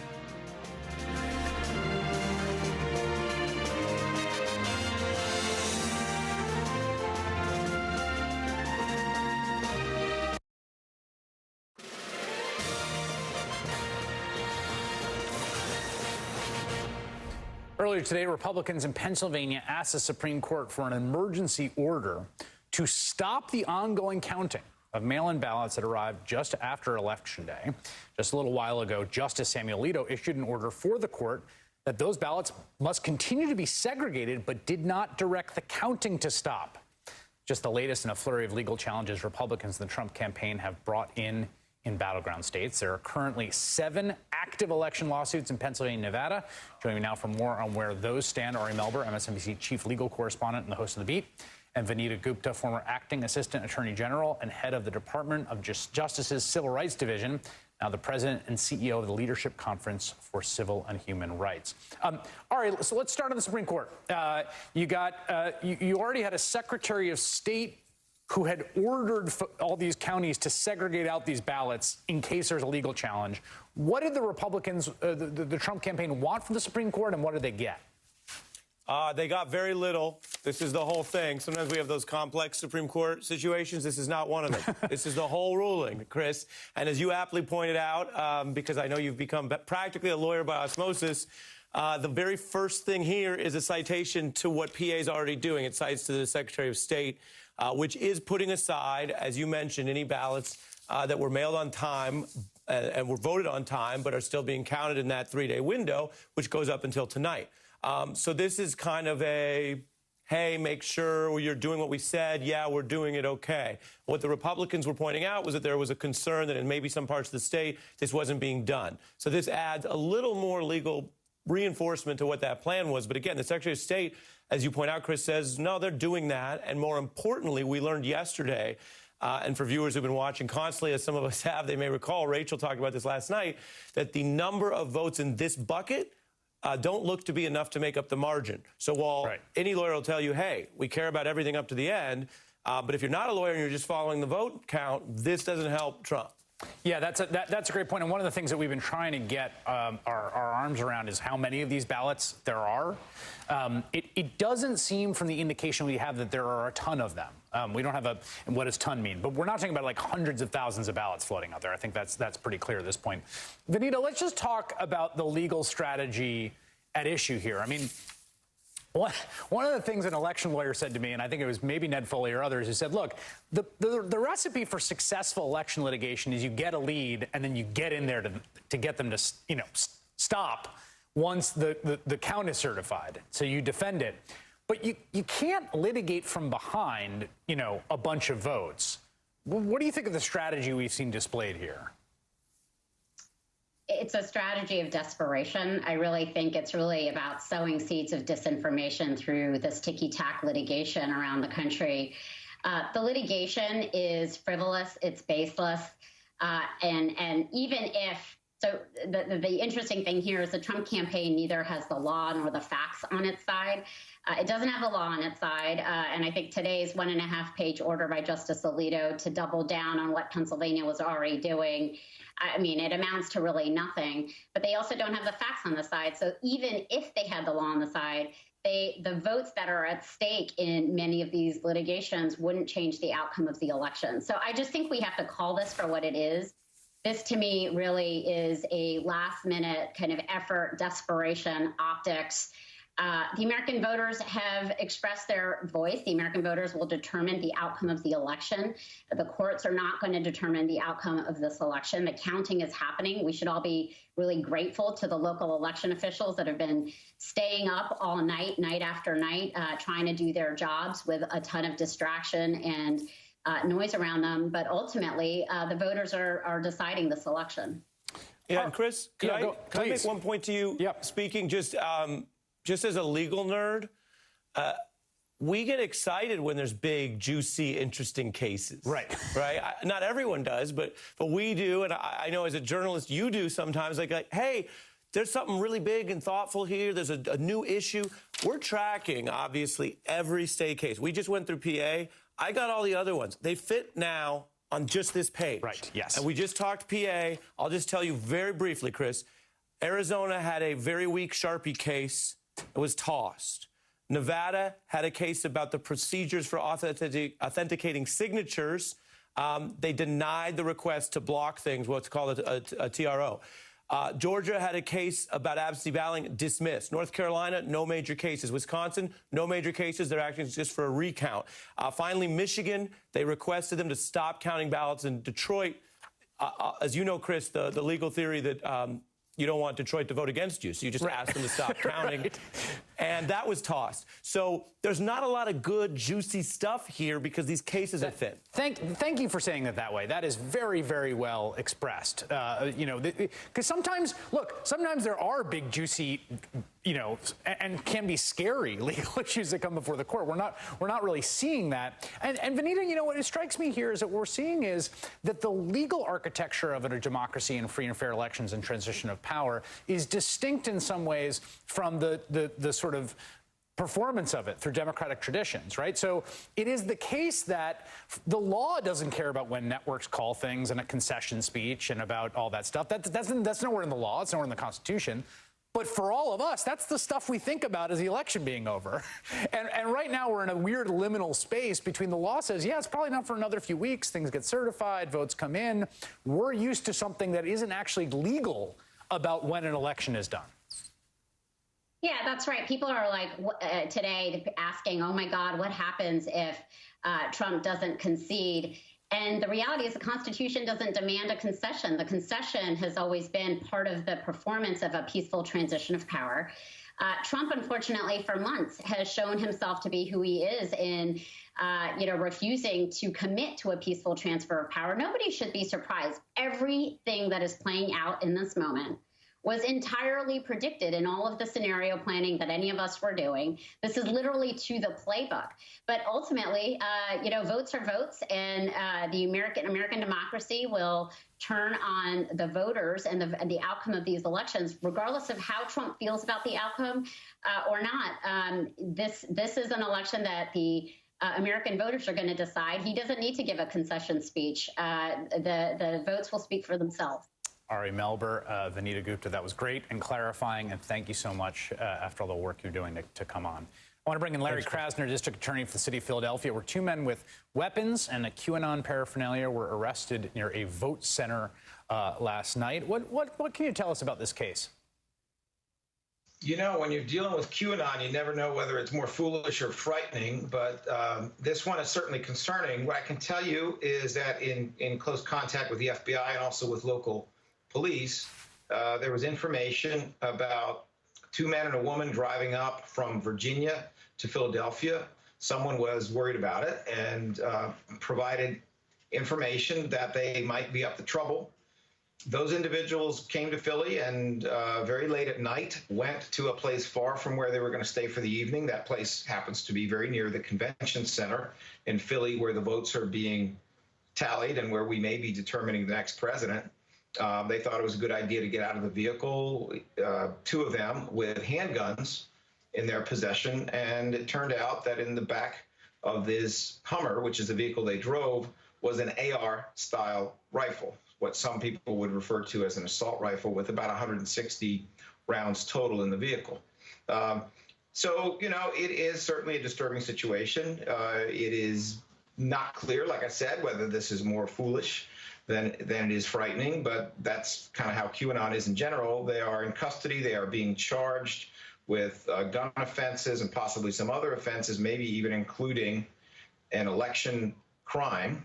And we're working on that. And my office will be seeking to have them detained with very substantial bail until we can get to the bottom of what all the other investigative leads will bring us.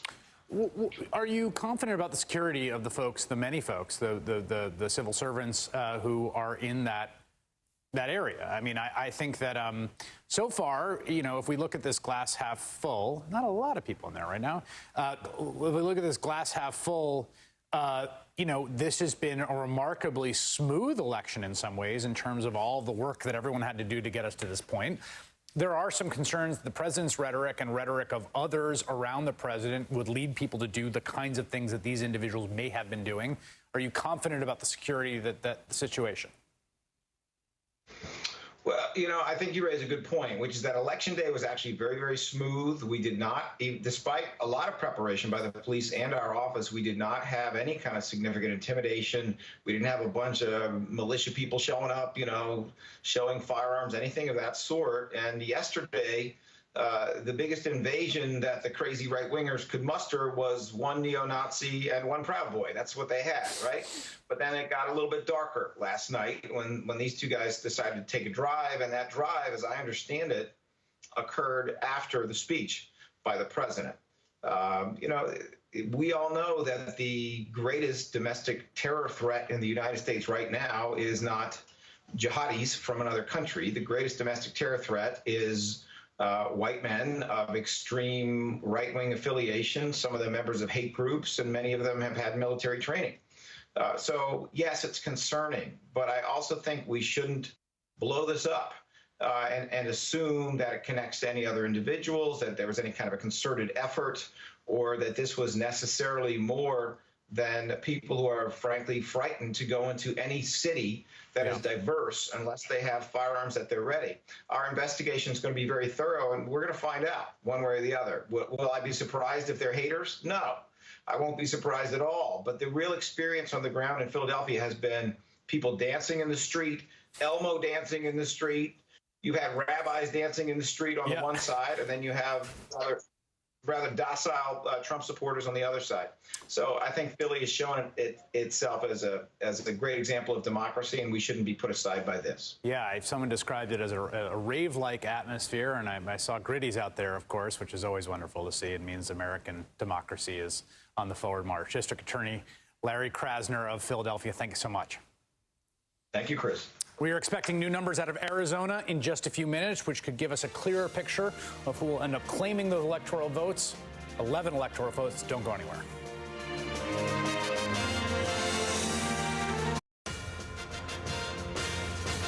Right now, according to NBC News, Arizona still too close to call, but Joe Biden is leading there. And we're expecting a big batch of votes from Arizona at the top of the hour. Let's go to Steve Kornacki, the big board, with a look at where it stands right now. Steve, what's the deal? Yeah, Chris, this is a potentially big one. I think we're less than 20 minutes away from it. By the way, I mean, if you've been watching the election coverage this week, all these different states, we think we're getting an update from Pennsylvania or these other states coming in any time. A lot of times they say that and then they make you wait, and 6 hours later you're still waiting for the votes. That's not the case in Maricopa County. When they tell you the votes are coming at 9 p.m. Eastern, they mean business. That's the one thing we've been able to rely on this week. So they are telling us 9 p.m. Eastern, they're going to have another batch of votes. They've been reporting these things out in chunks of like 60,000, 75,000. So I think we really do, in 15, 20 minutes, have a big one coming from Maricopa County. Here's why it's so important. Statewide right now in Arizona, Joe Biden's lead is 36,800 votes. Donald Trump has been cutting away at that. Here's the key. Trump needs to win the bulk of the remaining vote in Arizona if he's going to catch Biden. Maricopa is going to tell us if he's on pace to do that. There are about 240,000 votes left statewide to be counted here. And again, we may be getting like a quarter of them in this next installment, maybe even more potentially. The bulk of those votes, about 2/3 of them that are left statewide, come from Maricopa County. So what we want to see here is Donald Trump at this point needs to be winning 60% or more, probably a little bit more, of the remaining votes in Arizona if he's going to have a chance of overtaking Joe Biden. So we want to see basically what's the number in this new update in Maricopa County, because we've had a couple days of this now, and in the early days, Trump was basically hitting the number he needed. This morning, they had a big update from Maricopa. Trump missed it significantly. And I don't want to get too technical or weedsy here, but the basic suggestion here is the reason he missed it so much this morning is they've moved to a different sort of category of ballot here as they near the finish line, and it's less favorable to Trump, and that seems very possible. And if he comes in well under 60% again with this update, I think that will go from possible to probable, and at that point, the idea of Trump catching Biden in Arizona will go to improbable. So that's why this is such a... The number to look for here is 60%. Is Trump getting 60 or more when we get this update? That is so well explained. And again, not just the number, is he getting it, but also what's he... If he's above or below it, right? What's he missing by? Because that's both in terms of the numbers, and it's also in terms of what it might indicate about the outstanding ballots. That's right, Chris. And I mean, again, in Arizona, it's a big state here. This is like 2/3 of it right here in Maricopa County. And I don't want to just give you, I know you're staying on Arizona, but I do think this is important. We got an update from Pennsylvania.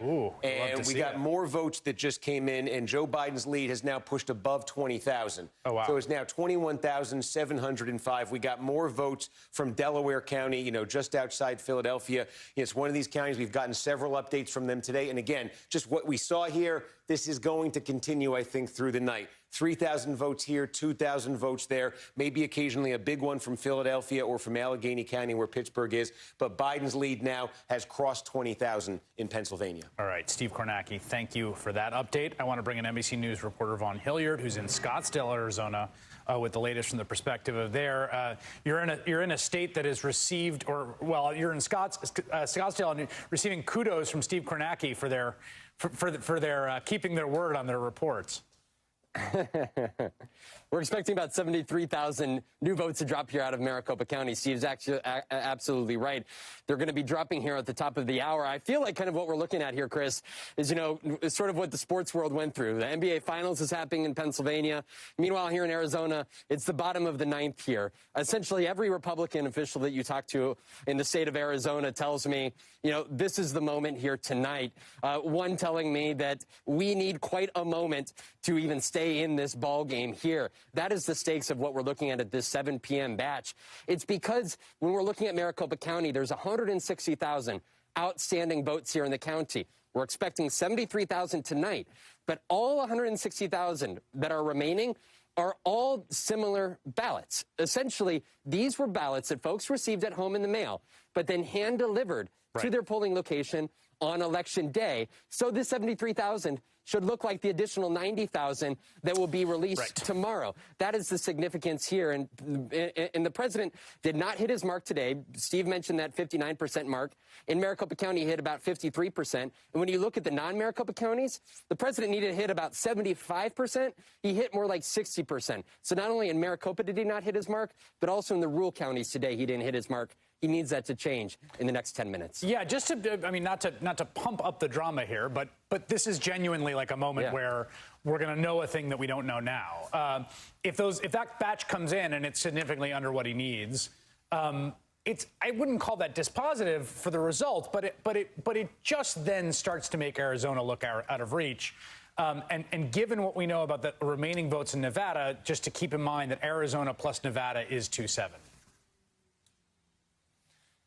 And we should note that there is not a single lawsuit here in the state of Arizona. I talked with Arizona GOP chairwoman Kelly Ward yesterday. Trump ally David Bossie were also in town. And I said, at this point, is there any evidence of concern that would lead you to litigation? And not a single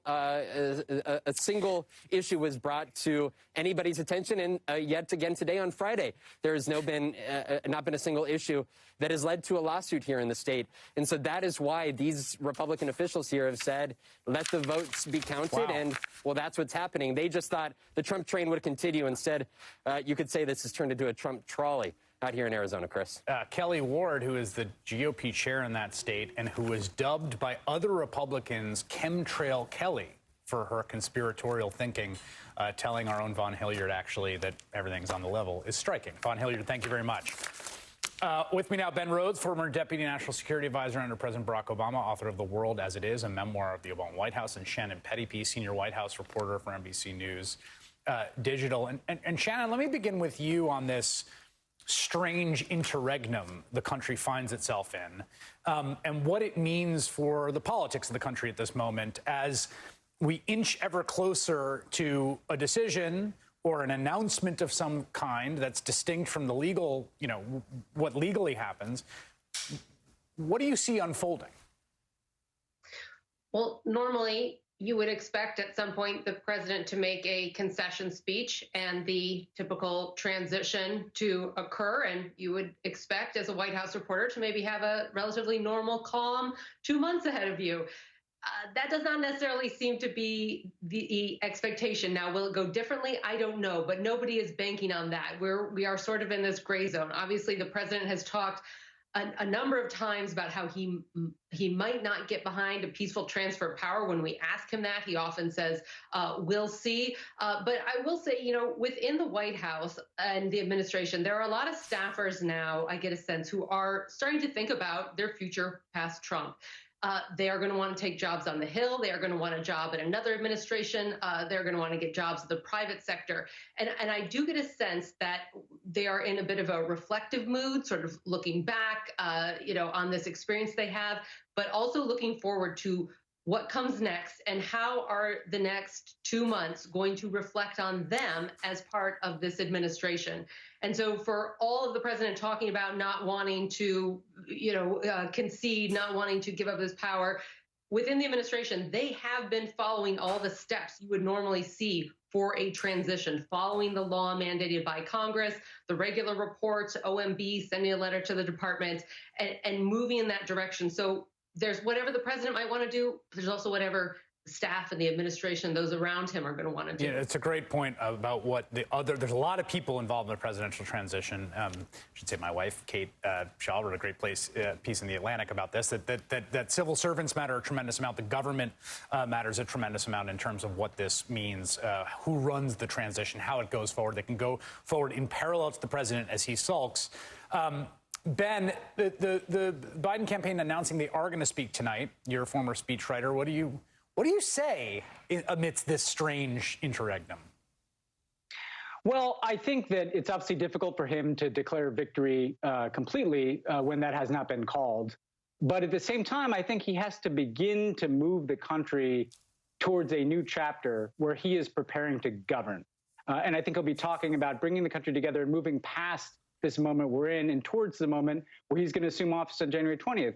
Because to build on what you guys were just talking about, my recollection of the 2008 campaign that I was on for Obama, the next day we began making plans to govern. Within a week, I was in an office in Washington for the transition. Usually there are teams from the transition that go in and are meeting with counterparts at the White House and the departments and agencies of the U.S. government. We are in a COVID crisis. We are in an economic crisis. Every day that is lost for Joe Biden to begin to pursue that governing agenda is going to put him even further behind for January 20th. Never mind his concern that Donald Trump's efforts to delegitimize this election result also makes that task of governing that much harder. If you have a large chunk of the country that has been told that this election is illegitimate, if the Republican Party doesn't stand up against that type of rhetoric, it makes that job of transition even harder. So I think the task tonight is to begin to move the country forward, begin to bring people together, begin to leave behind the toxicity of this election, and frankly, to make a turn towards governing and solving the nation's problems, whether it's COVID or the economy. I wonder if we see, Shannon, when you talk about staffers, even thinking in very near term about what they're gonna do with their careers, which man do I have thoughts about that I want to share here. But whether you see other movement by other institutional players too, like if there's a kind of domino effect. Well, I mean, there's a number of people in this administration who would like to be contenders in 2024. And I don't know if they know how to properly position themselves for that. Mike Pompeo, Secretary of State, someone who has often talked about a 2024 candidate, the vice president, just a few examples. And we don't really know, should Joe Biden become the next president? What position Donald Trump is going to have in the Republican Party. And there's a big sense that he is going to remain the Republican kingmaker and be the most popular person in the Republican Party. And how these players are going to position themselves in that, I think they're all trying to figure that out right now. Ben Rhodes and Shannon Pettypiece, thank you for making time. Thank you for your home joining us tonight. One thing before we go. If you're out celebrating, should you have occasion to celebrate this weekend, the country is in the midst of a pandemic raging out of control. You should definitely celebrate if you're going to celebrate, but please do so outside and safely as much as possible. Things are bad out there. We set a new record for cases again today. Please, please, please be careful. Thank you for joining us. MSNBC's coverage continues now with Nicole Wallace. Good evening, Nicole. Thank you, Chris. Great show. Thanks to all of you at home. We're so happy to have you with us here tonight. I know you're getting sick of us, but we're almost there. It's night 4 of our ongoing election coverage. I'm Nicole Wallace in for Rachel. If you didn't see Rachel's Twitter feed tonight, you might not know. She shared with all of us that she had a close contact test positive for COVID. She's tested negative. She's fine so far, but she's quarantining at home until she gets the all clear and knows that it's safe for her to be back here at work. We're thinking of her and missing her tonight. At this hour, we've got lots of updates. We're waiting new votes that we expect to be released in Arizona any minute. They could bring former Vice President Joe Biden one step closer to officially becoming President-elect Joe Biden. With Joe Biden within striking distance of 270 electoral votes, all eyes are on the handful of battleground states that could get him all the way there officially. Starting with Arizona, again, we're expecting that new vote count any minute. A short time ago, we got new numbers out of Nevada, where Joe Biden's lead has grown to more than 22,000 votes. Biden's lead is also continuing to grow in Pennsylvania. Now, Pennsylvania alone being called would put Joe Biden over the finish line. Then there's Georgia, where Joe Biden's razor-thin lead has doubled throughout the day to more than 4,000 votes there. Officials there have said that there will be a recount. And at some point tonight, we're expecting for Vice President Biden to speak live. We'll be keeping an eye out for that. We'll go to it, of course, as soon as it gets underway. Let's go straight right now, though, to that Arizona vote. And Steve Kornacki back at the big board for us. Steve? Hi, Nicole. I'm just literally hitting, if you can just bear with me. Oh, this is what everybody loves the most. You, okay. The calculator, we just got the new iPhone. vote in Maricopa County. Okay, I know, but I need to figure out one. You want us to give you a minute? 69,821. Literally, I'm 6 seconds away. Okay. 69,821. 69,821. 69,821. We'll be quiet. The number is 54.9%. Okay, that is a significant number, and let me explain why. We just got a big update here from Maricopa County, the biggest county in Arizona, the biggest source of outstanding vote. They reported about 70,000 new votes, okay? Donald Trump did get more votes here in this new update that just came in. Donald Trump got 38,388 votes. Joe Biden got 31,433. So the good news for Donald Trump is he gains, with that addition of the vote, he gains on Joe Biden statewide. But we keep saying this every time we get one of these updates. We know that Trump is going to close ground with Biden. Is he going to close enough ground to overtake him statewide? To do that, he's got to be getting about 60% of the outstanding votes. Because, I mean, this is a big chunk of what's left to come. We just got 70,000 votes reported out here. Trump got 54.9% of the votes that were just counted out. That's good, but that is not the good pace that he needs. That's not good enough for Trump from a pace standpoint, if that makes sense. It's a 29,861 vote lead that Joe Biden has statewide in Arizona right now. Of all the remaining votes, we say Trump coming into tonight needed to be winning on average 60% of them. So the question when we got this update from Maricopa, this giant update that just came in a minute ago, was Trump getting 60% or more? If so, okay, maybe he's got a decent chance there of erasing that lead. But he only got 54.9%. So that cuts into Biden's lead, but it doesn't cut in quite as significantly as the Trump folks were hoping for. So believe it or not, even though Donald Trump just got more votes in this update than Joe Biden out of Maricopa County, that's actually probably good news there for the Biden campaign, that number that just came in, Nicole. And Steve Kornacki, I mean, I think I've watched your hits every hour tonight, and I saw you put that number 59% up. That's the pace or the rate that Donald Trump has to sort of have the remaining vote in Arizona be to overtake Joe Biden, or just to get sort of draw to a tie? Yeah, basically that would, I'm saying, you know, it's about 60% now. It had been, I would say, 59. There was an update this morning where Trump failed to hit that number, came in significantly under it. So I say, you know, maybe now he needs 60. I'd say if he's hitting 60, he's in the ballpark. You know, maybe he would just get over. Maybe he'd be a few points short, but a few votes short, but it would be right in that range where he could overtake him. But if he's 5 points short of that, he's not going to quite get there if that's the new pace. He's had two updates today. We've had two major updates from Maricopa County, over 100,000 new votes released today, Maricopa County. In both of those updates, Trump missed that target. He missed it significantly in both updates by 5 and by 7 points. Now, you've used this key to helping us understand what is outstanding in terms of votes to be counted in Pennsylvania as well. Can you talk about the formulas there that you understand will shape the outstanding votes in Pennsylvania? In Pennsylvania, yeah, obviously Pennsylvania, you know, Biden, if he wins the state and he now leads by more than 20,000 votes in the count, this state would make him president-elect. So, yes, we are waiting on, first of all, mail ballots, absentee ballots, and there are a couple of major sources of this in Pennsylvania left. One of them right here, Allegheny County, where Pittsburgh is. Now, remember, if you do, there was this court issue that prohibited the officials in Allegheny County from going over. They have about 35,000. They came in today with about 35,000 mail-in ballots. They couldn't touch them yesterday, and they couldn't touch most of them under this court ruling until 5 p.m. today.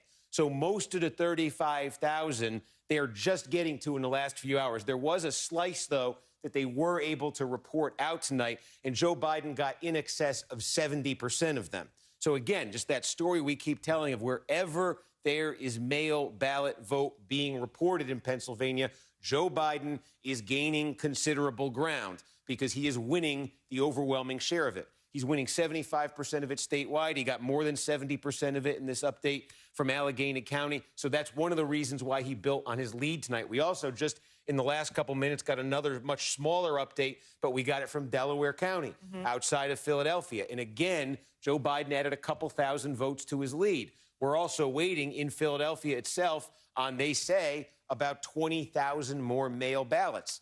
Biden's been winning the mail ballots in Philadelphia. He's been getting like 90% of them. Wow. So again, you could just see between Allegheny, Philadelphia, places like Delaware County where you might still have some vote, and even just small counties sort of in the middle of Pennsylvania here that look red on the map, when they report out this mail vote, it ends up favoring Biden. He's doing that well in the mail ballot. So the long and short of it is, when you get all of the mail ballots tabulated here in Pennsylvania, and they still have tens of thousands of these to go, you can expect that this Biden lead, which has been growing. I've been here now, got back from my nap about an hour ago, and it's grown about 10,000 since then.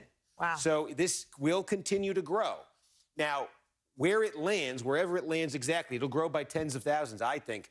The one variable left after that will be provisional ballots. The big variable left after that will be provisional ballots. Now, we're not sure the exact number here, but we think there could be around 100,000 provisional ballots in the state of Pennsylvania. Now, traditionally, provisional ballots in Pennsylvania and elsewhere, that's a very Democratic skewing group of votes. So if an election comes down to provisionals, that's always good news for Democrats. It's a little more complicated here because the nature of the mail-in COVID election, there are Republican voters, it seems, in some Republican counties who got mail-in ballots, but then they showed up at the polls on Election Day, and they either wanted to drop off their ballot or they wanted to just vote. And if they didn't have their mail-in ballot with them, or they didn't have everything that was included in the mail-in ballot with them when they showed up at the polls, they had to cast provisional ballots. So what it means is this pool of provisional ballot voters is larger than we've seen usually and probably contains more Republican voters who wouldn't normally be casting provisional ballots. So I don't think this pool, there's reason to believe this pool is not going to be as overwhelmingly Democratic as it typically is. But there are also indications when you just look by county at where the provisional ballots are, there are also indications here that there are a lot of Democrats or Democratic-leaning voters, or voters, I should say, from very Democratic-heavy, Democratic-friendly areas who make up a significant chunk of this pool of provisional voters. In other words, what the pool of provisional voters probably looks like is something that is less Democratic and more Republican-leaning than a typical pool of provisional voters, but not nearly as Republican-leaning as Donald Trump would need to overcome the kind of statewide lead that Joe Biden is building with all of the mail-in and absentee votes that continue to be added up. If Biden, again, is going to increase this lead significantly, then Trump's only recourse here in terms of the ballots is going to be to try to erode Biden's lead with the provisionals. That means Trump can't hold his own in the provisionals. It's not about fighting Biden to a draw. It would be about dominating in the provisional ballots, Trump winning them, by 40 points, something like that. That is what is shaping up here. Because, again, Biden's now got this lead up to 21,000, and it continues to grow. Wherever it lands, wherever this Biden lead lands, when all of these mail-in ballots are finally tabulated, Donald Trump has to use this provisional ballot pool to erase all of that lead if he wants to win Pennsylvania. And that means he's got to win a very, very, very, very high percentage of them. And again, they seem to include a fair number of voters from Democratic-heavy areas. And it's the same dynamic that you're articulating about Arizona. Because Joe Biden has these sizable leads, and because we know more than nothing. You seem to know a whole lot about the vote that is outstanding. Donald Trump is behind, so he has to be outperforming Joe Biden and everything outstanding. Let me ask you one last question. Is he outperforming? Is there any chance he would outperform Joe Biden in anything outstanding in Pennsylvania? We've just not in the mail ballots. No. I mean, we just haven't seen it in the mail ballots. You know, I think there is that the provisional is an interesting wild card here, you know, because, again, that is a lot more. The raw number of provisional votes is much higher than you usually see. And you can see a scenario like, you know, why would there be suddenly a lot more Republicans in the provisional ballot pool than usual? Like here, let me give you an example. I'm a Republican voter. I live in rural Pennsylvania, or I live in the Philadelphia suburbs. And over the summer, the state mailed me an application for a mail-in ballot. And I figured, why not? And I said, sure, send me the ballot. And they sent me the ballot. Then a couple weeks later, the whole issue of mail-in ballots got politicized. And Donald Trump said, never vote by mail, only vote on Election Day. And the Democrats said, no, please vote by mail. And me, Republican Trump-supporting, you know, suburban Philadelphia dweller, said, okay, forget this mail-in ballot that I now have in my house. I'm just going to go to the polls and I'm going to vote on Election Day. Well, if that person showed up at the polls on Election Day and they didn't bring their ballot with them, they have to vote provisionally. So that's the pathway that could exist to get more Republican voters, more Trump-friendly voters into a provisional ballot pool than you would normally have. But I think the key here is there could be a lot of those in this pool. There are also indications just when you look at where the most heavy numbers of provisional ballots are, of outstanding provisional ballots are, you probably have a lot of the traditional Democratic favoring constituency in there, too. So is it more of just a wash? And if it's a wash, given what Biden is building here in the mail-in ballots, that's advantage Biden. Steve Kornacki, you have an answer for everything. Thank you so much, my friend. We'll be back with you soon. Joining us now from Phoenix, Arizona, outside the center where the Maricopa County vote is being tabulated, is NBC's Gotti Schwartz. Gotti, what can you tell us? Nicole, I can't describe what it's like listening to you guys and then listening to the crowd behind me. Everybody needs to have Kornacki in their ear tabulating. So as soon as you guys started doing that, I started refreshing the Secretary of State's website. I saw the numbers hit the Secretary of State's website from Maricopa County, and right before that happened, we also saw another jump from some other counties. We don't know where they were coming in, but it looks like we've got a total of about 29,000 votes. So what that means is that lead that we saw Joe Biden have over President Trump has shrank a little bit more. It's down to about 29,000. Remember, a couple of days ago, it was at 69,000. Now it's down to about 29,000. There is still a lot of vote counting to do. We're here in Maricopa County. We understand that there's about 70,000 early votes that they want to tabulate. Then after that, they've got to get to the provisional ballots, which is another 20,000. So we're looking at almost 100,000 votes that they have to tabulate in that. I'm going to take a walk over here. I'm having trouble keeping all these numbers together. So let's go over here where it's a little bit quieter. Actually, let me just show you what's going on right now. So the crowd has thinned out a little bit. We've got the street today because the sheriff's department has blocked off the street. So the sheriff's department's taken over this whole intersection right here, and they've allowed people to basically congregate in the street. We've seen this crowd expand out, and we've seen this crowd contract in. So the reason why it was so loud over there is because there was just a lot of commotion. And Nicole, I don't know how in depth you want me to get, but there was something that was really interesting that happened with Alex Jones. He's a conspiracy theorist who came out here and was talking to the crowd, and there was almost two different competing leaders on the bullhorn. One was Alex Jones, and he was over by the doors there. He was leading them in chants. People were chanting alongside him, and then we had this guy's got. Hey, thanks, man.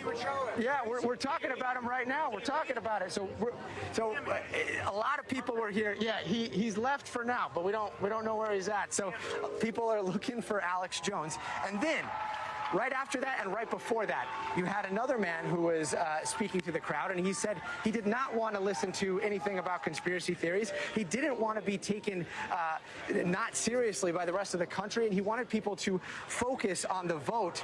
And so he led them in prayer. He led them in the Pledge of Allegiance. But you see these two competing leadership styles here, and they take the crowd, and the crowd gathers around them, and it's really interesting to watch. Nicole? Alex Jones, of course, a Newtown Sandy Hook truther. I'm not sure you call him a leader, but I guess he is a leader of something. NBC's Gotti Schwartz in Phoenix, Arizona for us. Thank you very much, my friend.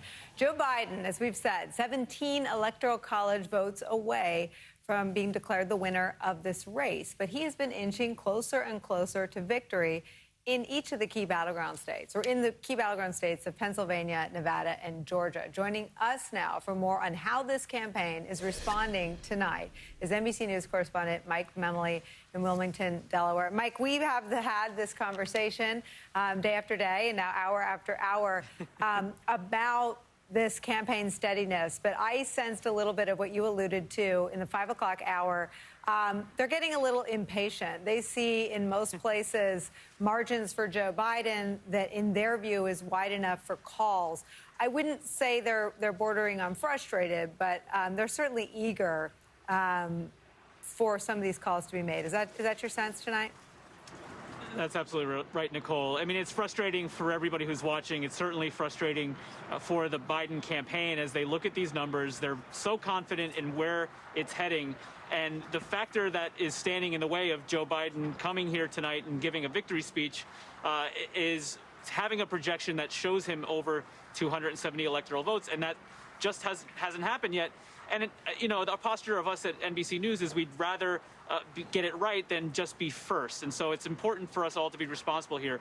And the campaign posture, as well as far as the remarks he would give, is also to be responsible. You only get to deliver one victory speech as a victorious presidential candidate. And so what we're hearing from Biden campaign advisors at this hour is that he is going to be coming here. In fact, the protective pool that accompanies the former vice president in any of his movements just left a few moments ago to meet up with him at his home to then come back to this location. But the remarks he gives will simply be what advisors are describing as a progress update. It'll be similar in remarks to what we've heard over the last several days, expressing confidence certainly in the direction that this is heading, talking about the importance of patience, yes, and counting all those votes, but stopping short of a victory. And for any presidential candidate, and certainly one in as chaotic and difficult a political climate as the one we're in, you have to make sure that this is seen both as the end of the campaign but the beginning of governing. And it's so important from Biden campaign advisors that he set the right tone and only give a victory speech when they know it's been independently corroborated as well. Mike Memley, I'm going to ask you to stick around for this conversation unless you get pulled into something that's happening behind you, and then we'll understand if you leave without saying goodbye. But I want to bring into our conversation former Missouri Senator and our colleague here, current MSNBC political analyst Claire McCaskill, and the Reverend Al Sharpton, host of Politics Nation on MSNBC. You two have often played the roles over the decades of sort of being the ones to call for calm and to call for more patience. Joe Biden has co-joined that effort. But what I see more than anything is this almost, delayed relief, delayed jubilation, and without knowing the result officially, and for sure, that, Claire, as much as anything, seems to be creating a really complicated sort of emotional experience for the Biden campaign and his supporters. Well, the interesting thing about this is that Joe Biden has already slipped into the role of being very presidential. He is the one that is holding back his campaign in terms of his patience. He is the one saying now, there's no hurry here. We've got to make sure every vote is counted. We've got to give all these people time to count these votes. We need to be respectful of the fact that some of these votes are tough because of all the mail-in ballots that they're not used to dealing with. Meanwhile, a lot of the people on the campaign are just chomping at the bit to say nothing of the millions of people across the country that are really anxious for it to become official. So he's the one who is setting the tone that we all need to take a deep breath and let these folks, these hardworking public servants, do their jobs. Well, and Rev, that's exactly, I mean, this is playing out exactly as Joe Biden needed it to play out. He was not the one trying to, sweep 49 states. He was trying to get to 270, and he saw his most direct path to be to rebuild the blue wall, to carry Wisconsin and Pennsylvania, and they competed in Ohio. They won decisively in Michigan. He has, at every juncture, executed his plan, and now he really needs all these mail-in votes and absentee votes to be counted. So in many ways, it may be a hard thing to wait for, but this is still playing out on Joe Biden's terms much more than Donald Trump's. It plays out much more in his way, to his benefit politically, but it also plays out to the benefit of the country to have an adult in the room that is saying, yes, we need to heal the country, but we do not need to make preemptive strikes, calling for victory, saying things before they're solid, not respecting every vote. You can, on one hand, say count every vote, but you're not going to wait on the count before you claim victory. And I think what Joe Biden is doing is going into governing mode as opposed to just a political player here. And that is contrasted with the president, who is declaring victory last night when he's losing. If you just compare what Biden is doing now, when he's clearly ahead and clearly will probably win, with a president who was clearly behind and clearly going to lose, it will bring a healing effect as he tries to come forward and give a healing message to the country and at the same time stand up for those that have stood with him during the campaign. I think he's doing this masterfully. You know, Claire, even some of the outside advisors to Donald Trump see this ending, see very clearly how this ends. One of them said this to me today. Quote, everyone knows it's going to end with Biden winning. The best thing Biden can do is to paint Trump into a corner. We all know there is no path to 270 for Donald Trump. Do you think Joe Biden has that in mind, that the best thing he can do is wait this process out so as not to give Donald Trump, and not that Donald Trump needs any ammunition, but so as not to arm Donald Trump with anything to say that he rushed a result? Well, Donald Trump, the narcissist, doesn't want to ever lose. But I'll tell you what he wants even less. He wants not to be totally embarrassed. And if Joe Biden puts one foot in front of the other and starts putting together his cabinet and starts taking a leadership role in terms of talking to members of Congress and preparing for the transition, every cog of the government will respond to that. And Trump will become more and more isolated.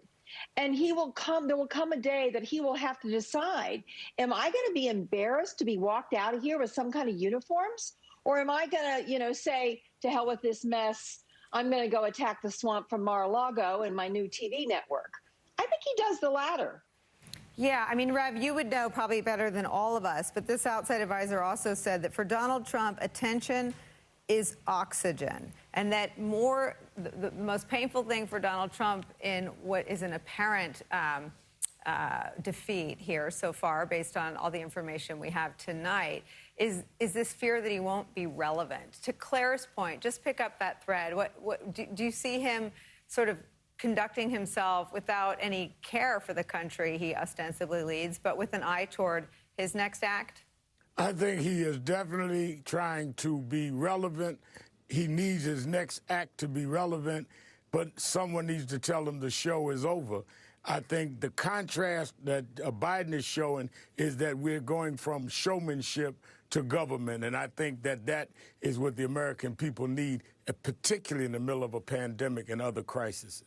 My thanks to Senator Claire McCaskill and the Reverend Al Sharpton, as well as my colleague Mike Memley. Mike Memley, if anything pops in the next 35 minutes, head back out to that camera and share it with all of us. We'll be here. Up next for us, an important late-breaking update from the United States Supreme Court over the legal fight in Pennsylvania. We'll speak to the Pennsylvania Attorney General next. Stay with us.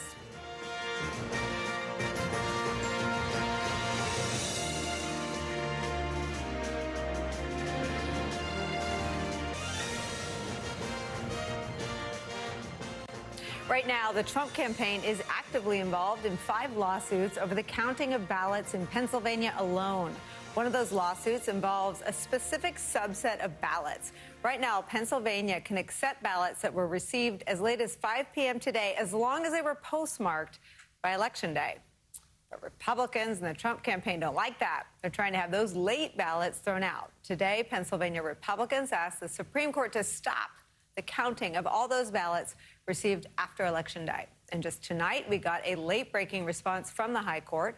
We want to bring into our conversation Josh Shapiro. He is the Attorney General of Pennsylvania, who's representing the Commonwealth on the other side of this legal dispute. Mr. Shapiro, can you explain to us what you understand the court's position to be on these ballots? And again, this is in a national climate where the post office's delivery was slowed and very much called into question. These are ballots that were postmarked by Election Day, which seems like voters holding up their end of the deal. Do you understand what happened today to be the final word, or does this still feel like an open question for you, what happens to these ballots? Sure. Let me break down what actually happened real quick, Nicole, and I think you laid it out really well. Our Supreme Court ruled here in Pennsylvania that ballots postmarked by Election Day could be received up until Friday today at 5 p.m. 3 separate times, this issue went up to the United States Supreme Court, today being the 3rd. And each of those times, the Supreme Court of the United States declined to intervene. Now, what was interesting about the order that just came down a bit ago is Justice Alito directed each of our 67 county boards of elections to follow our Secretary of State's guidance. What was that guidance? The guidance was to actually segregate the ballots and count the ballots. So this attempt by Donald Trump and those aligned with him to get those ballots thrown out and run to the Supreme Court, as they've indicated, clearly that's failed. They've refused to intervene, and ultimately now those ballots are going to be counted. Do you have a sense that there is any legal philosophy behind this, that there is a legal argument that would appeal to some sort of higher court wanting to get involved? Because the cases, depending on where Trump stands from state to state, are totally different. He wants voting to go on and on in Arizona until he makes up ground. He wants it to stop in Pennsylvania, where he sees a lot of the mail-in vote is for Joe Biden, mostly because he maligned the very act of voting by mail for many months. But is there a legal argument here, or is it simply the act that he's trying to stop, that you count these votes?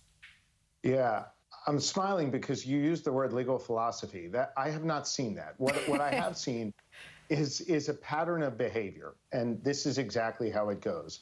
And we've been dealing with this for months now in Pennsylvania.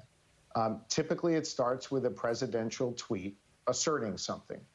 It then gets amplified either by a spokesperson or even in many cases by the White House.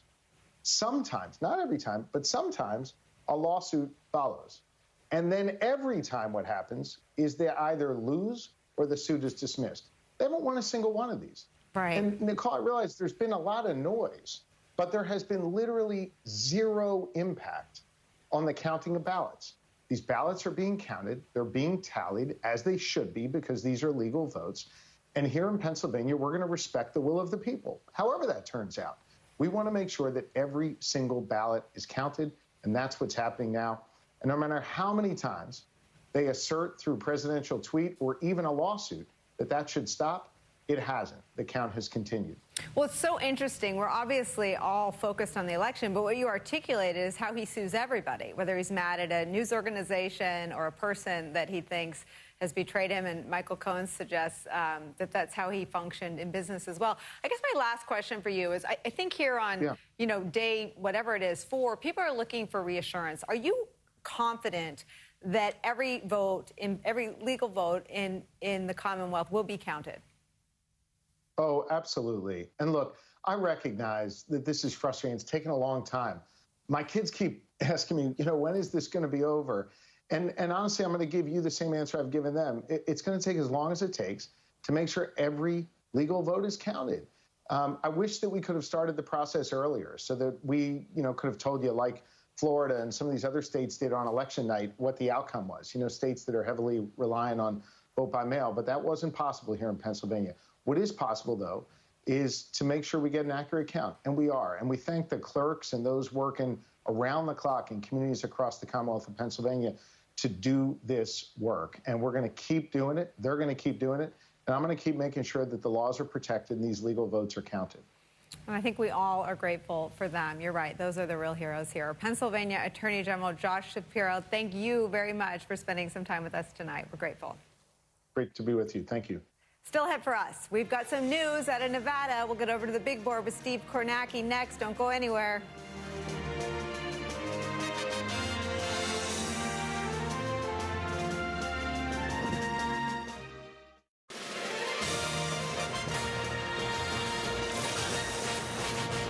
All right, folks, I told you lots of things were happening tonight, and now we've got new numbers coming out of Allegheny County in Pennsylvania. Steve, what have you got? Yeah, so Nicole, this is one of those situations where I'm waiting for our program, our system to update, and we are keeping tabs here on the county website, the Allegheny County website, which has just reported out a new batch of votes. Remember, this is probably the biggest single source of outstanding mail and absentee ballots in Pennsylvania right now, Allegheny County, where Pittsburgh is. So they did just release on their website a new batch of them. And in this new batch, Joe Biden won 7,300 new votes, and Donald Trump won 1,875. That's the new, okay. There it is, although the difference in the screen, I'm going to talk to my producer right now because the difference in the screen went down. Can you tell? Now it went to where it should go. Okay, I think they initially entered it wrong in the system because I was about to tell you that Joe Biden's statewide lead had gone up to 27,000. That is where it should be because of what just happened here in Allegheny County.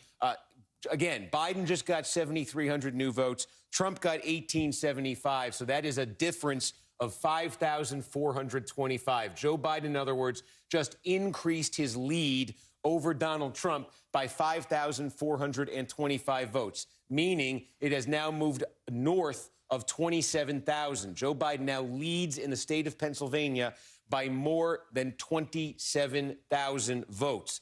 This new batch from Allegheny County that just came in for Biden winning 79% of that new release of votes. So again, the story remains consistent. Every time we get new batches of mail-in votes, Biden is adding to his lead. He's padding his lead. And again, right there, I'm just trying to figure out here, Allegheny had 35,000 uncounted mail ballots. They've done 2 updates. No, they still have a ways to go. There should be more vote to come from Allegheny County still. We probably have about half of Allegheny County's vote out, if that right now.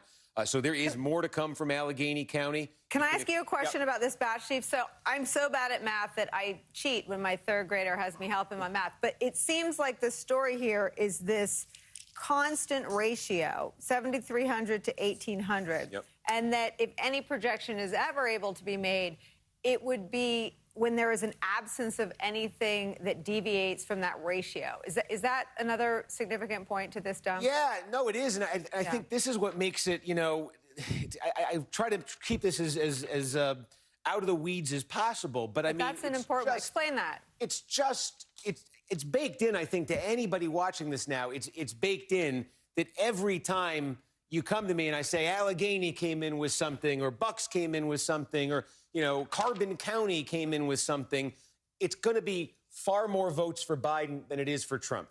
That is basically the case across the board in Pennsylvania. We have now had dozens of these incremental updates, probably hundreds of these incremental updates from different counties around Pennsylvania, where they're giving you, here's 1,200 more of our mail votes, here's 2,000 more of our mail votes. And it's just basically constant and basically endless. And that is because the overall story is all of the mail votes, vote-by-mail ballots that have now been processed and reported out in Pennsylvania, Biden is winning overall. If you just put him in one pool, he's winning 76% of them. That's amazing. So every little update that I'm giving you is from this much bigger pool that overall Biden's winning 76% of. So again, when I tell you we still got a fair number of votes out despite this update I just gave you, we still got some to come from Allegheny County. We still got some to come from Philadelphia. We still got some to come from a number of other counties around the state. I think, yeah, you can basically assume at this point that Biden's going to win something like 76% of them, maybe more depending on where you are, maybe a little bit less depending on where you are. But that's why I say with such confidence that Biden lead is going to continue to increase. That is an update. That's less than 10,000 votes that we just got added in from that update. And what did it do? Biden's lead over Trump grew by more than 5,000. Yeah. I mean, he's winning these things so overwhelmingly. So, again, what this is creating is a situation where when you finally exhaust all of the uncounted mail ballots in Allegheny and Philadelphia and all these other places, this number is going to be pretty high. And then so what you say, Trump's only chance is to get something that deviates from the pattern. I don't think we're getting that. There's just no reason to think anything that comes in is going to deviate from that pattern in any meaningful way. So Trump's only chance, just mathematically, is, okay, this number is going to keep rising. The next update will probably bring it over 30,000, then 33, 36, and we'll see where it lands. But it's going to get higher. It's going to get significantly higher. And Trump's only chance mathematically of eroding it is this whole complicated, a provisional ballot situation I talked about. But again, if there's 100,000 provisional ballots and Biden builds a lead here of, I don't know, 40,000, 50,000, then, Trump's got to be winning like 85% of these things, or an absurdly high number. Right. That's the situation we're in right now. Which nobody ever does on provisionals. Well, if somebody does, usually, Nicole, it's the Democrat. That's the thing. I know. Exactly. Steve, what's happening in Nevada? So let's take a look out in Nevada and go out there. It was about 2 hours ago now, I think, where we got an update from Nevada. We got some more votes in from Clark County, and I got some data I can share with you here from out there. We are sitting so Biden leads this thing by 22,657 votes statewide. That's almost 2 points at this point. That lead for Biden went up a little bit because Clark County, which is sitting on the overwhelming share of the remaining ballots in Nevada, Clark County, Las Vegas, it's the huge population center of Nevada. They released a small number about 2 hours ago. And once again, of that small number of ballots, this is kind of like Pennsylvania. Biden won them 2-1. Wow. And again, the trend is established here. There's, I think it's close to 60,000 mail-in ballots that are left to be counted here in Clark County. And Biden is pretty clearly, I think, winning them something on the order of 2-1. So we've had a number of updates from there in the last couple of days. So again, the expectation here in Nevada is as Clark County reports these mail-in ballots out, and they are doing it slowly, as they report them out, you can expect this lead to grow for Joe Biden. Now, there are some rural areas in Nevada, some Trump-friendly areas. The population, though, is so small in those areas, it could put a very, very small dent. There are very few votes left there, too. It could put a very small dent in Biden's lead. On the whole, with the mail-in ballots here, again, this is a bit like Pennsylvania. Mm-hmm. This is going to grow. Yeah. This is going to grow significantly. And then the thing that's going to be left in Nevada and the chance for Trump, mathematically, the chance for Trump is going to be 60,000 provisional ballots from Clark County. Okay, but it's going to be the same situation. Biden's going to have a substantial lead, and Trump's going to need to win some overwhelming share of these provisional votes. And I just got some data. John Ralston, who is the dean of Nevada political journalists, has been talking about this. And I went and I was able to get the data. The provisional ballots, a lot of these provisional ballots that were cast in Clark County, what they are people. Nevada is a same-day registration state. You can walk in and say, I'm not registered. I choose to do it on Election Day, and I choose the Democratic Party. I choose the Republican Party. Well, the same-day registrations for Clark County for this election were more Democratic than Republican. And there were 47,000 of them. This is either new voters or people showing up and changing their party registration. They're all in that pool of same-day registrations. They're more Democratic than Republican. And this is a pool, once you get through the mail-in ballots. Go ahead. No. Keep going. That wasn't me. Oh, I thought there was some news there. Sorry, I heard something. But once you get through that mail-in, once you get through that mail-in pile in Clark County, Trump's got to make a huge score with provisional ballots, and he's going to be trying to do it with the group of voters that have an awful lot of Democrats in them. Okay, so Steve, I will confess what I do in the commercials. I watch Leslie Jones pine for you when our dear colleague Ali Velshi fills in. That's what I've been doing in the breaks, but I promise I didn't hit it while we were on TV. Too many bad words. Steve Kornacki, thank you so much, my friend. Thanks, Nicole. Up next for us, a dispatch from someone who spent some time around the Biden campaign headquarters today. We'll check in with our friend John Heilman next. Stay with us.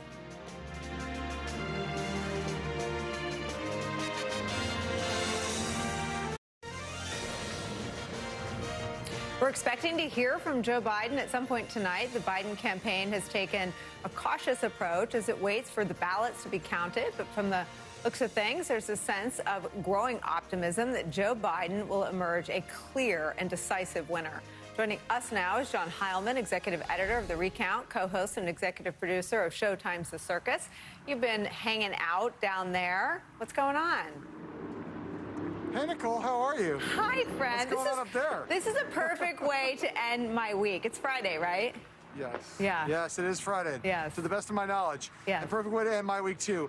Yeah, so, you know, everybody here is, I would say that optimism has been the order of the day for some time in Biden world. They have felt like, you know, they were going to get to 270.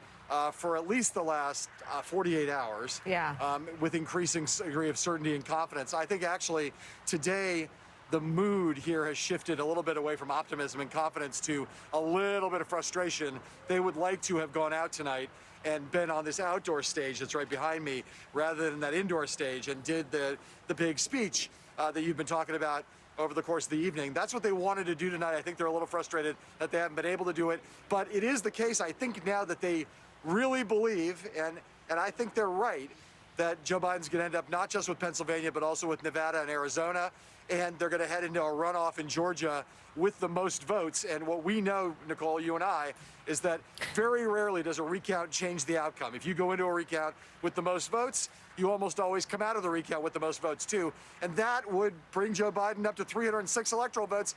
You know who else had 306 electoral votes? Donald Trump. And he called it a landslide. So there you go.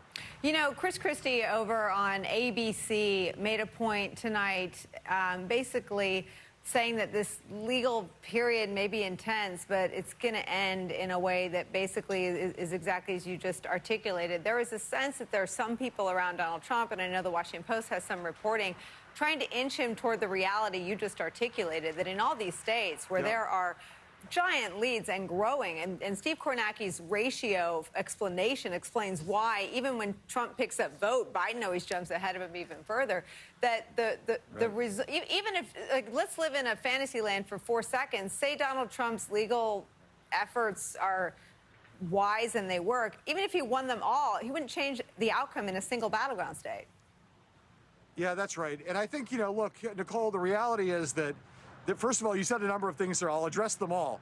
One is that there is definitely a split in Trump world between those who are trying to get Donald Trump to accept this reality, and if not concede gracefully, at least to eventually get to a place of acquiescence. And I would say Chris Christie's the most notable among people who are direct advisors to Donald Trump. But we've also seen it to some extent from Mitch McConnell, from people like Scott Walker. On the other side, there's people like the chief of staff, like Mark Meadows, like Lindsey Graham, like Ted Cruz, who seem to be ready at the urging of the president's children to indulge the president's fantasies that somehow, by playing some combination of a legal and extra legal game, that they can stretch this thing out, create some kind of a broad grassroots movement that believes in the fantasy that this is all a con job, that it's all been a stolen election, and that somehow through the state legislatures and through the seating of alternative slates of electors to the Electoral College, that somehow they can pull off some way that Donald Trump could win this thing. I think that split between the president's advisors in those two camps is very important. And right now, the ones who are fueling his fantasy have the upper hand, because that's what Donald Trump wants to hear. And that's a very dangerous road for him to go down for the country. It sure is. John Heilman, perfect way to end my week. Executive editor of The Recount, co-host and executive producer of Showtime's The Circus. Thank you so much, my friend. Our special coverage continues tonight with my friend and colleague, Brian Williams. Hi there. Oh, after a break.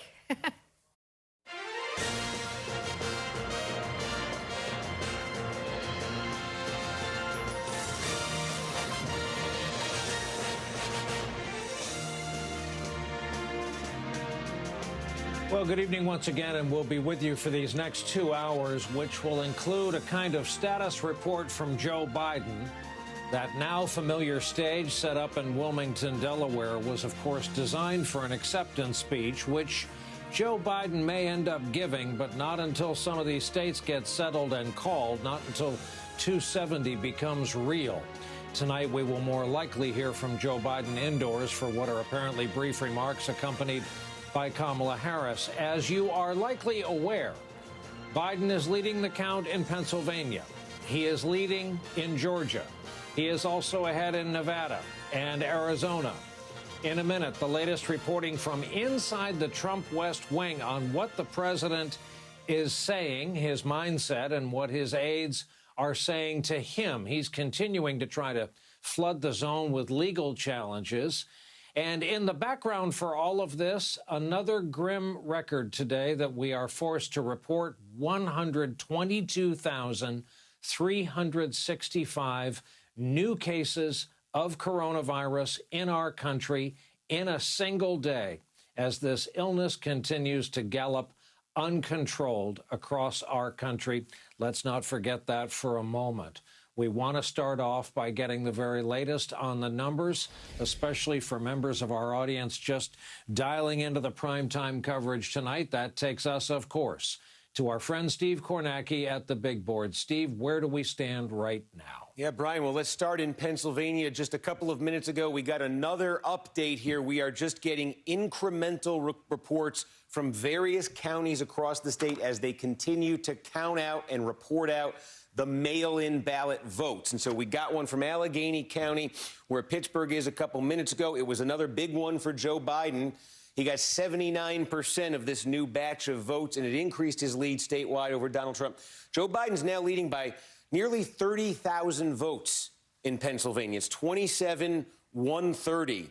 This number continues to rise with each update because it's very clear by now that Joe Biden won the mail-in voting overwhelmingly in Pennsylvania. Those ballots that were cast by mail are overwhelmingly for Joe Biden in Pennsylvania. He's winning 75% of them on average, and that's what's being counted up right now, the mail-in ballots. There are still mail-in ballots to be counted in Allegheny County. They may release more tonight. We're completely at their mercy, but perhaps they will. So there could be more to come from Allegheny County. There's more to come perhaps from Philadelphia tonight. We haven't heard from them in a little bit. There are other counties around the state that are also tallying them. Again, whether you're talking about small Republican counties or big Democratic cities, we've been seeing Joe Biden do extremely well with mail ballots in Pennsylvania. So you can expect, in other words, that if we get any more updates, with every update we get tonight, that Biden lead is going to increase. And again, it's now approaching 30,000. By the way, in 2016, when Donald Trump carried Pennsylvania,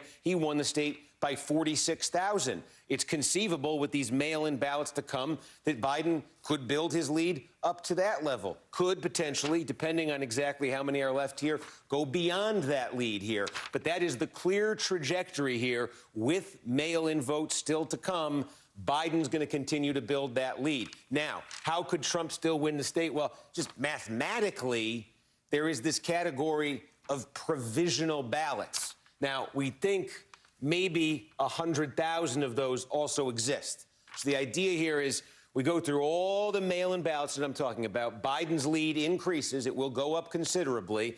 And then whatever that Biden lead stands at that point, theoretically, this 100,000 or so, a provisional ballot pool, Trump, if he won it, enough of it, he could eat into the Biden lead and overtake him. But again, you're looking at the potential here for Biden to be ahead by 40,000 votes, 50,000 votes, something like that. And so then if Trump's going to erase a 40,000 vote gap, he's going to have to be winning 70% or more of the provisional votes. And provisional ballots are traditionally very Democratic. There is some reason to believe there could be a lot more Republican, a lot more Trump votes in there right now. Would they be 70% Trump, though? That would be something. All right, Steve, don't go away. We still need a tour of Georgia and Arizona and Nevada. We'll come back to you. We want to concentrate on Wilmington, Delaware for right now. our NBC News correspondent who's been covering the Biden campaign, Mike Memoli, at what he likes to call the most famous parking lot in the world. Mike, first things first, am I correct that tonight's event may be at the indoor podium and not the outdoor stage? Brian, everything is in flux, I would say at this point. Now, typically on an election night, a campaign would have 2, maybe 3 speeches ready to go. A acceptance speech, victory speech, a concession speech, and then maybe a too close to call speech. My understanding in talking to Biden campaign advisors is there are 2 speeches ready for the former vice president potentially to deliver tonight. One would be that acceptance speech, the victory speech. Should a projection from any of the major news organizations that do that kind of thing put him over 270 electoral votes?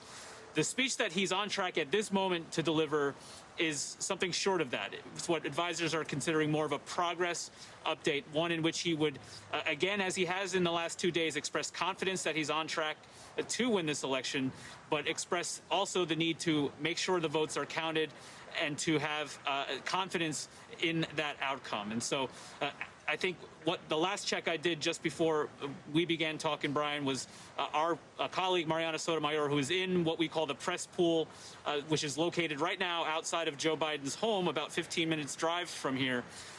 They're holding at that location. When he does leave, if it is sooner rather than later, I think we're on track for that progress update type speech, which would be delivered indoors. The longer the wait goes on, the more the campaign perhaps believes a projection could come, in which case they would wait on that outcome and come here tonight and potentially speak to the country as president-elect. But obviously a lot of variables, and they're watching Kornacki just as much as everyone out there is.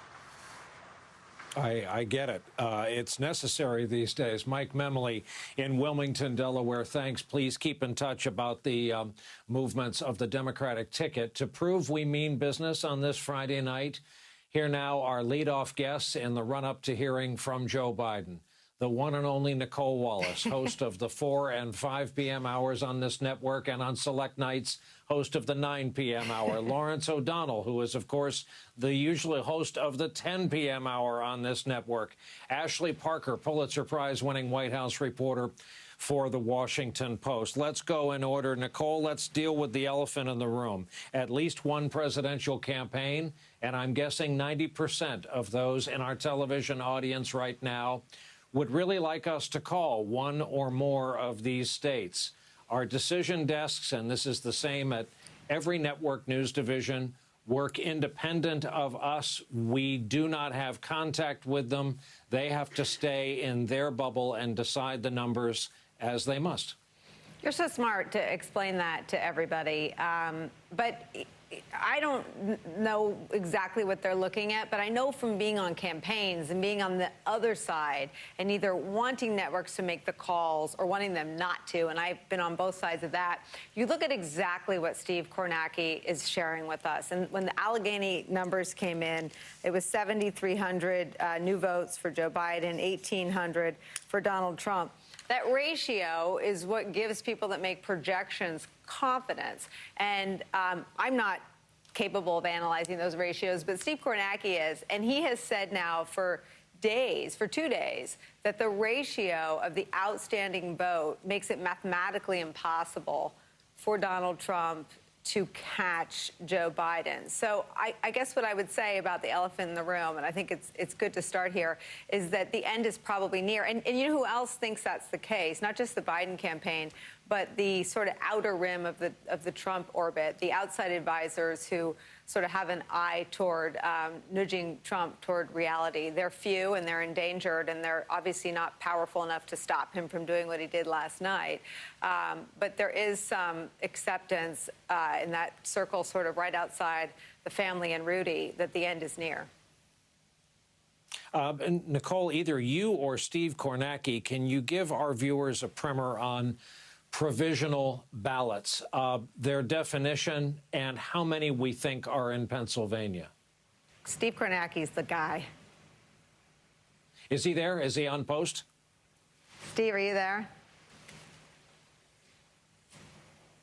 I can try to explain it, but I think he's taking a court-mandated break. we let him go get some nourishment.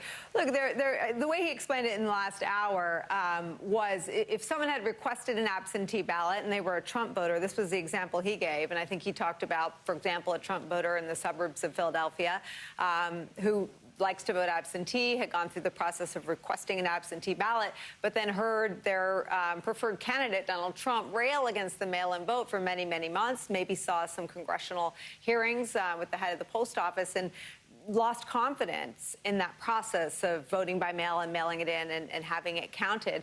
They listened to Donald Trump, and maybe they went to the polls and decided to vote in person. They would have been given a provisional ballot. It's also, and Steve explained this, it's for people that sort of register or want to walk in and register and vote on the day of the election. So Steve's the expert, but they are a bucket of ballots that have traditionally, and I know this from my time on campaigns, benefited Democrats and really just sort of helped add and pad leads that Democrats have had, if that's the scenario as it is for Joe Biden in Pennsylvania. But because this is such a weird year, because we're in the middle of a pandemic, and because Donald Trump mainlined that direction to his voters for many, many weeks and months before the election, not to trust the mail, to go and vote in person, it could have a chunk of Trump vote in it as well. And with apologies to Lawrence and Ashley, I'll get to you in 1 second. I'm told Steve is off the phone and can hear us. Steve, just one more time, for folks who are tracking this vote in Pennsylvania, of these provisional ballots, and Nicole did a great job explaining what they are, what kind of numbers are we talking about? How many? Yeah, well, that's the first part of it, and I think that's an important point. We don't have an exact number. We're trying to get a sense of it here because the estimate here is 100,000. And we're trying to get numbers from all the different counties around the state. The estimate is that there's 100,000 of them statewide. Now, that's a ballpark figure. That's much higher than you would normally have in a presidential election in Pennsylvania. It's a significantly higher number. So that possibility that you're getting, one of the reasons why it's significantly higher is you're getting more Republican voters in there. You're getting more voters from Republican areas in there than you normally would. I think it's a very valid possibility. You know, I can hear you guys talking about it, that the idea that the assumption that the provisional ballot equals Democratic ballot, I think it's totally fair to be calling that into question here with this pool of voters. I think the only thing to keep in mind when we talk about this is Trump doesn't need to break even and won't need to break even with the provisional vote in Pennsylvania. Trump's going to be coming to the provisional vote at a considerable deficit. He's now down by 27,000 votes. And again, that 27,000 vote deficit is going to continue to grow as more of the mail vote comes in.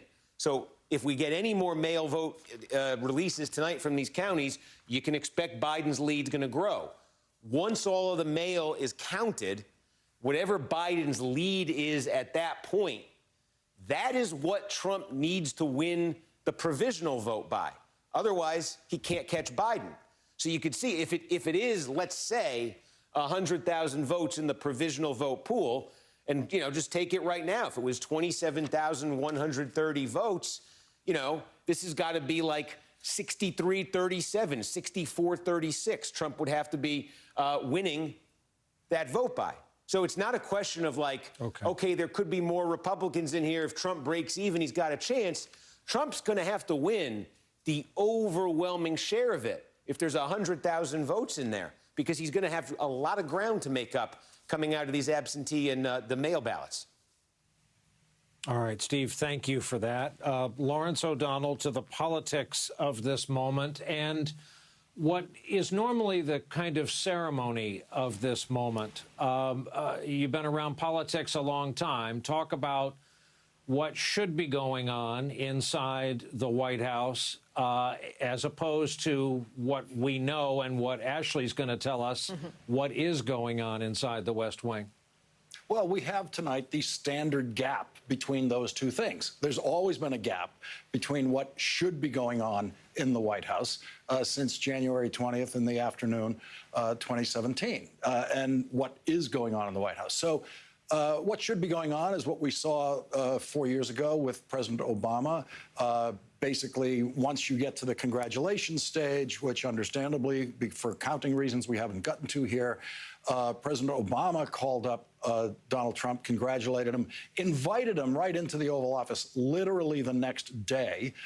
None of that's going to happen. And I've been saying for years, none of that's going to happen, and that Donald Trump is not going to attend the inauguration of Joe Biden, and that Donald Trump is not going to, show Joe Biden around the White House. They're going to try to sabotage the transition in every way they can. Meanwhile, there's no better conceivable president-elect when Joe Biden becomes that in these circumstances than Joe Biden, because no one has more experience on how to go into that White House without the help of the preceding president. And so Joe Biden is the strongest positioned person to try to pull off a transition while being sabotaged by the outgoing administration. And Joe Biden, of course, everyone agrees, has handled himself flawlessly from the minute votes started to be counted.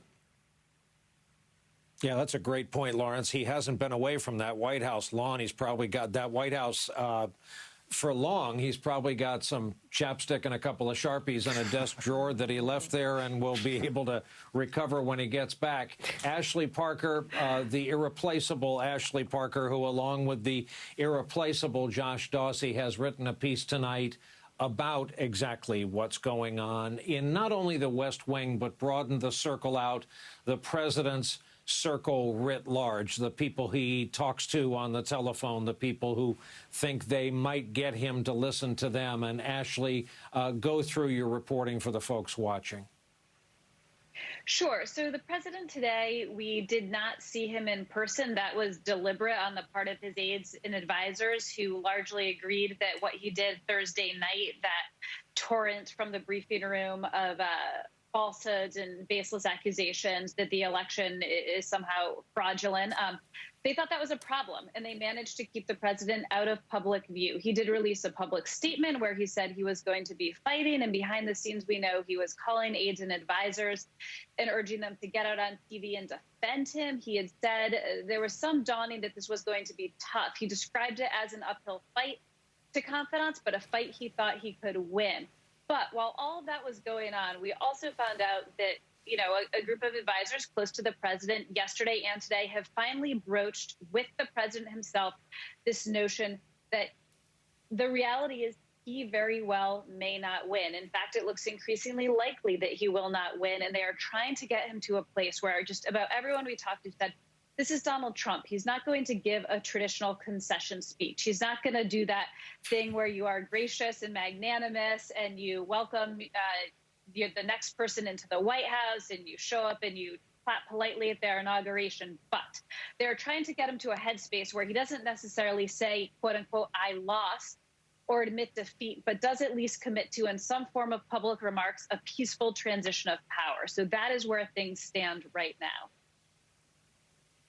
Nicole Wallace, I have to admit, having heard you earlier this evening with John Meacham, talk about the concession that John McCain delivered, the work of the keyboard of Mr. Salter, I believe, that John McCain considered one of the most important speeches of his life. This is a dicey business, but if done right, if done well, it can be memorable and can set the mood. So I walked in from doing the final round of interviews on Election Day, and the last one as a spokesperson for the McCain-Palin ticket was with you. And I walked back into John McCain's suite, and he was he was a pleasure to work for. He said, sorry you had to do that. On a losing campaign, you can read the polls, you know what's going to happen. And he handed me his copy of Mark Salter's concession speech, and he said, read this. It's Mark's best. And the two men who really did love each other had tears in their eyes, and I read it, and it was one of the most important speeches to John McCain. There was such an undercurrent, really probably the earliest phases of what would become Donald Trump's birther movement, swirling around in the Republican Party and certainly present at Sarah Palin's rallies. And John McCain, for a lot of reasons, thought it was of vital national importance to bestow all of the credibility and legitimacy and dignity onto the President-elect Obama. And let me tell you, losing is brutal. It is heartbreaking. Nobody wants to lose. And I don't know that anyone ever gets over it. But everyone before Donald Trump who has run for president sees a national good, a national purpose greater than their own heartbreak from the defeat, and does what Ashley Parker is reporting Donald Trump doesn't plan to do. And Lawrence, back to my first question and your first answer. This is an echo of how politics were done, and maybe will be again someday. Oh, will definitely be again someday. This is all the unique exception of Donald Trump, which is all based on his personality, which has been mapped for us by his niece, Mary Trump, and other professionals in the psychiatry and psychology practice who have studied this mind. And they make the point that he cannot concede. It doesn't exist within his menu of human choice. It's not that he won't or he's, kind of resistant to it. It's a physical impossibility. It'd be like asking him to run the New York City Marathon. He cannot do it. And that's been obvious from the start, from the first day of Donald Trump as a campaigner.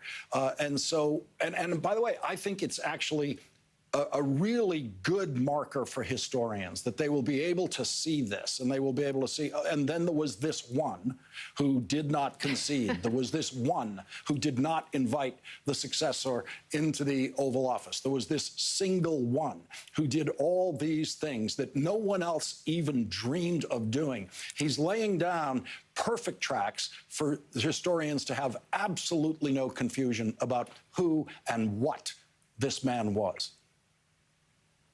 One more quick question to Ashley Parker. There are aspects of the machinery of the presidency that, in fact, if Biden prevails and he is up over 270, are going to be, a lot of them are already en route, if not on site, in Delaware.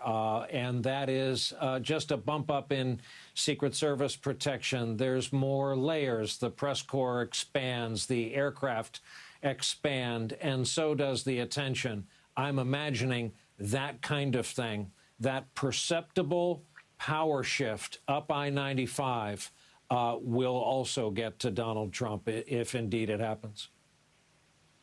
I would imagine that's the case, Brian. One thing that was interesting today was that people we talked to said the president, and this has not been his stance, to be clear, since Election Day, he's really vacillated, but said he was generally calm. He was calling people and giving them updates and explaining his path on how he thought he could win. But he was not sort of the angry and defiant Donald Trump that we saw yesterday.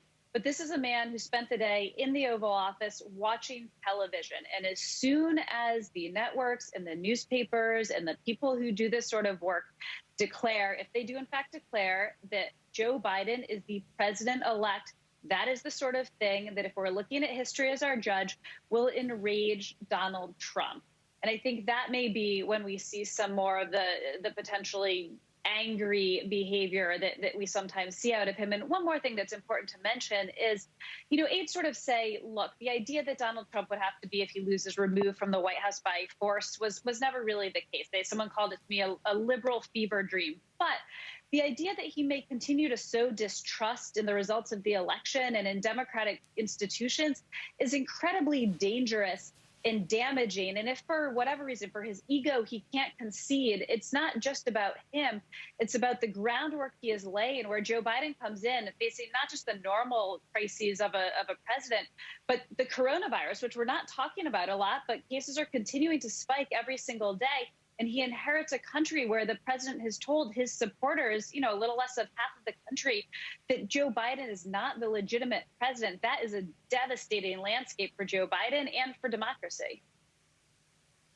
We are really grateful to be able to talk to these three initial guests. Our thanks tonight to our friends Nicole Wallace, Lawrence O'Donnell, and Ashley Parker for hanging out with us and starting us off. Just to show our homework and be transparent, Mike Memley mentioned that we are waiting and watching the Biden home about 15 minutes away from the Biden speech location. There has been no movement yet. Joe Biden is not yet en route to campaign headquarters. We will let you know. We have an embed there with elements of the motorcade. We'll let you know when he starts moving there.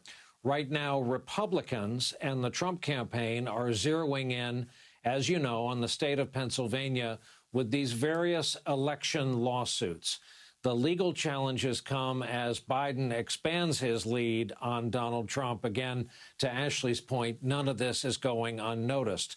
With us for more, we're also grateful to have Neil Katyal with us, a veteran of the Justice Department, our former acting Solicitor General, the top lawyer before the Supreme Court during the Obama administration. He has argued 42 cases before the U.S. Supreme Court. Counselor, I know I've asked you this before, but with each new day, there seems to be a new lawsuit. Do any of the cases you've seen bring any merit? Do any of them make you kind of sit back and examine the argument? And please tell our audience why a justice of the Supreme Court was involved tonight. Well, earlier tonight, Brian, I said to Ari Melber that I gave the scholarly legal term for what I think Trump's value is in these lawsuits, and it's an arcane term. It's butt kiss. I mean, there's nothing here. I mean, you started the show tonight by saying Trump is flooding the zone with lawsuits, and you're absolutely right. There's a lot of lawsuits he's filed. He's filed 7 since Election Day. He's gone 0 for 7 in the lawsuits, and that trend is going to continue. It's not going to get better for him. The best chance he's had, and this is what you're asking about, is Pennsylvania, where basically Pennsylvania's legislature has said that ballots have to arrive by Election Day on Tuesday. And the Pennsylvania Supreme Court said, no, they have to arrive by Friday. That led the Pennsylvania Secretary of State to say, well, we're going to take the ballots, we're going to accept them if they come by Friday, but we're going to put them in a separate pile. We're not going to count them yet. We're going to leave them alone. Trump then filed an emergency motion in the Supreme Court that said basically, keep the ballots separate. The Pennsylvania officials said basically, yo, we're already keeping them separate. There's nothing we need to do here. And Justice Alito said tonight in an opinion, please keep them separate, which is exactly what Pennsylvania said they were doing. So you had people like Sean Spicer and others get on Twitter and say, oh, this is some big victory for the president. I mean, it's a victory in the same way as if Donald Trump managed to say the sky is blue without mangling it. The Supreme Court would agree, yes, the sky is blue. That doesn't help him legally. And the reason why it doesn't help him is twofold. One is these ballots haven't been counted yet, and yet Biden is well in the lead. So whether, this is just gravy for Biden, these extra ballots. If they are counted, they will presumably help him, but he doesn't need it. And the second problem is legally, it's a really dubious theory. Justice Alito didn't get into it, but basically no Supreme Court has ever accepted this, no Supreme Court majority in over 200 years of our history. So if I'm Joe Biden tonight, I am feeling really good right now about where I am in the election count, but I'm also feeling really good about the law.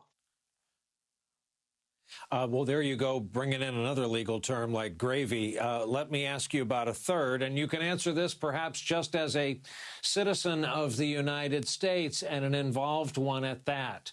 Whenever you're trying to stop the counting of legally cast votes, isn't that a bad look?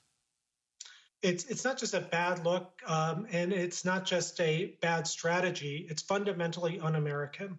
And I think if you go back and look over the course of 200 years of election law, which I managed to have to do because I was arguing the Voting Rights Act case a little while ago, you see, Brian, you're putting your finger on that fundamental principle, and you don't need to be a lawyer to get it. You just need to be an American to understand what is more precious to us than our ability to vote our leaders. And here you've got a president who's going in now 7 different times to different courts saying, throw this out because of this technicality. That signature isn't the same. You move these ballots off of one table to another, therefore they don't count. He's literally trying to disenfranchise Americans. And that is, of course, our greatest check that our founders gave us against an executive who errs. That's the power to vote him out of office. And that looks like, if the counts are right, what American people did on Tuesday. Neil Katyal, whose latest argument before the Supreme Court, by the way, virtual though it was, number 42, happened to be this week. Counselor, a pleasure always to have you and your counsel on our broadcast. Coming up for us, word has just reached us that Joe Biden is, in fact, now leaving his Wilmington house. Drive time ETA approximately 15 minutes, but he is underway and en route to the convention center. We are still awaiting his remarks. A quick break. We'll be back right after this.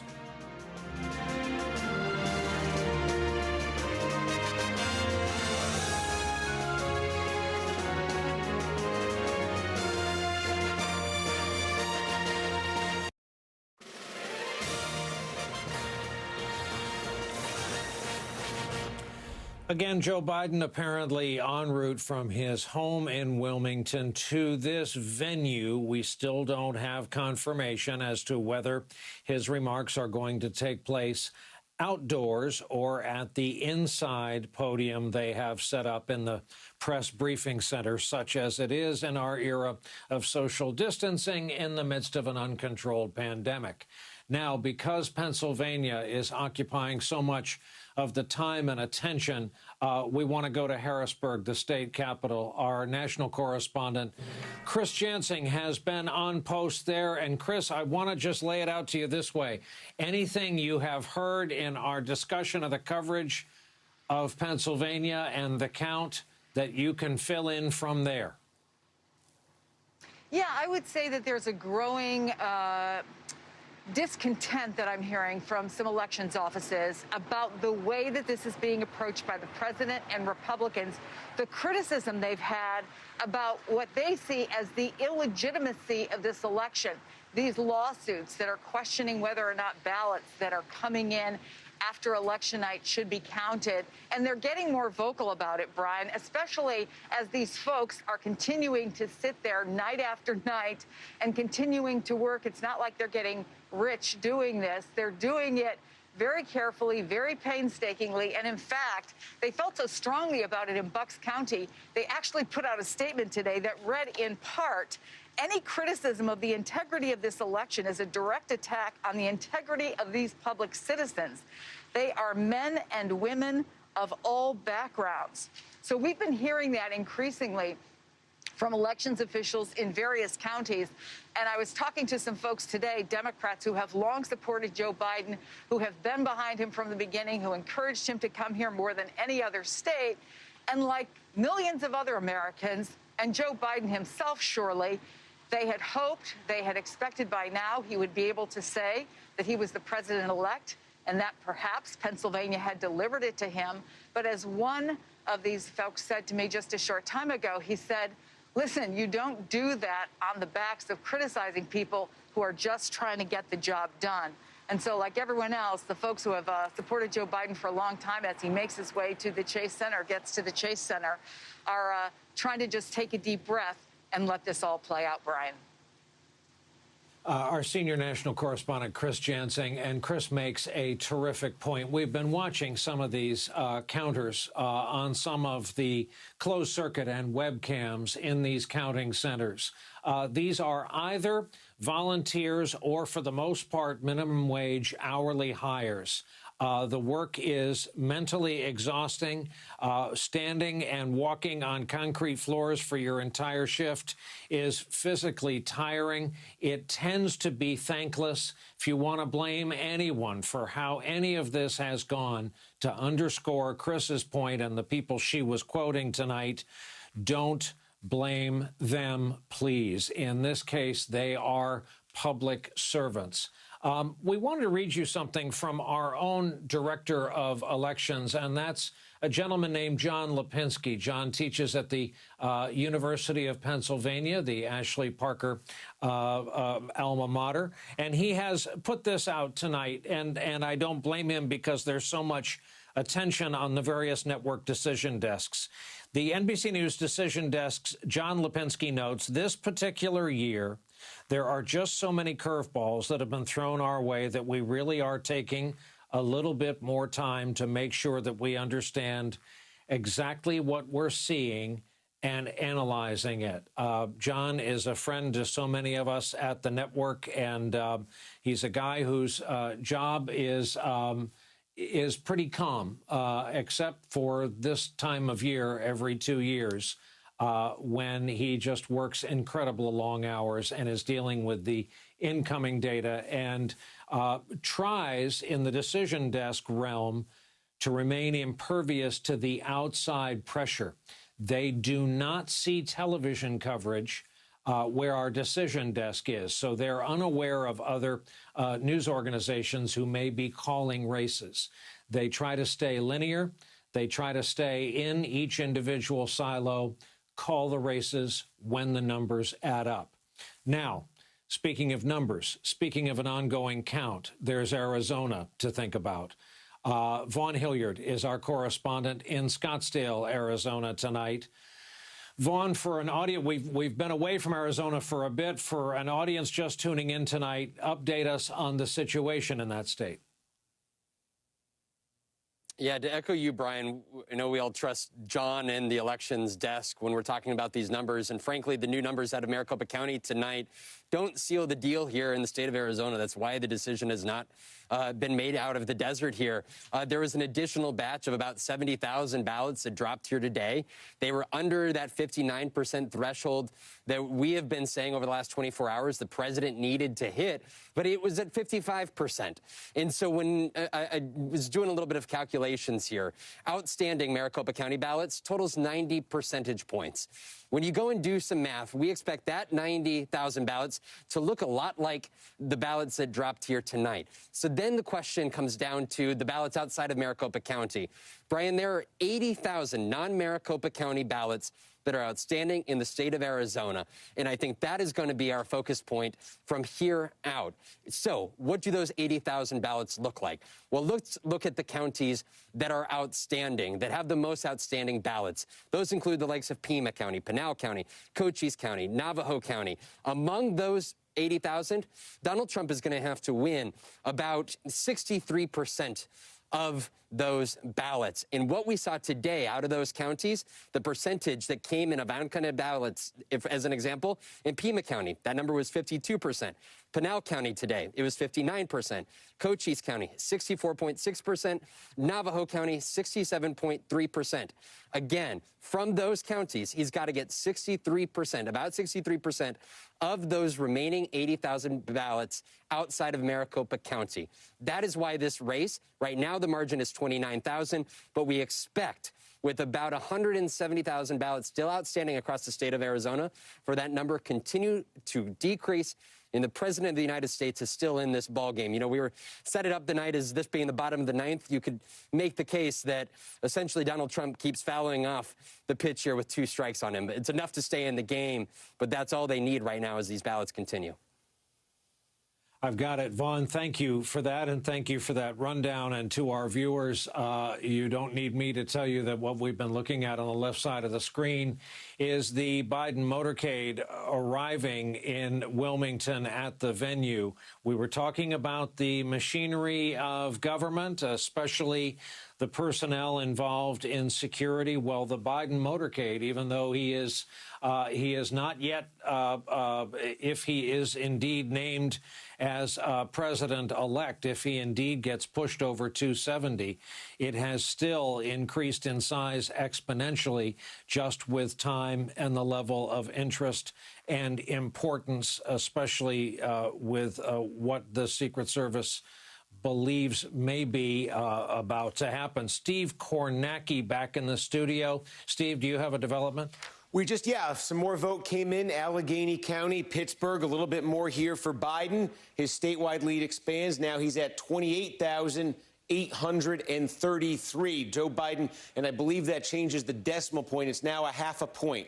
Joe Biden now leading statewide in Pennsylvania by a half a point, 28,833. Again, Allegheny County, Pittsburgh. Remember, they had a bunch of ballots They could not count them yesterday, and they could not count them for much of today. There was a whole legal issue there after a mail error. So they have now provided several updates tonight, and we're trying to get word if they are still counting, because there are more votes to come from Allegheny. Question is, will we get more votes reported out from Allegheny tonight? But this latest, it's a relatively small bunch. But again, Joe Biden gains ground with it, and his statewide lead expands, now sitting very close to 30,000, 28,833, Brian.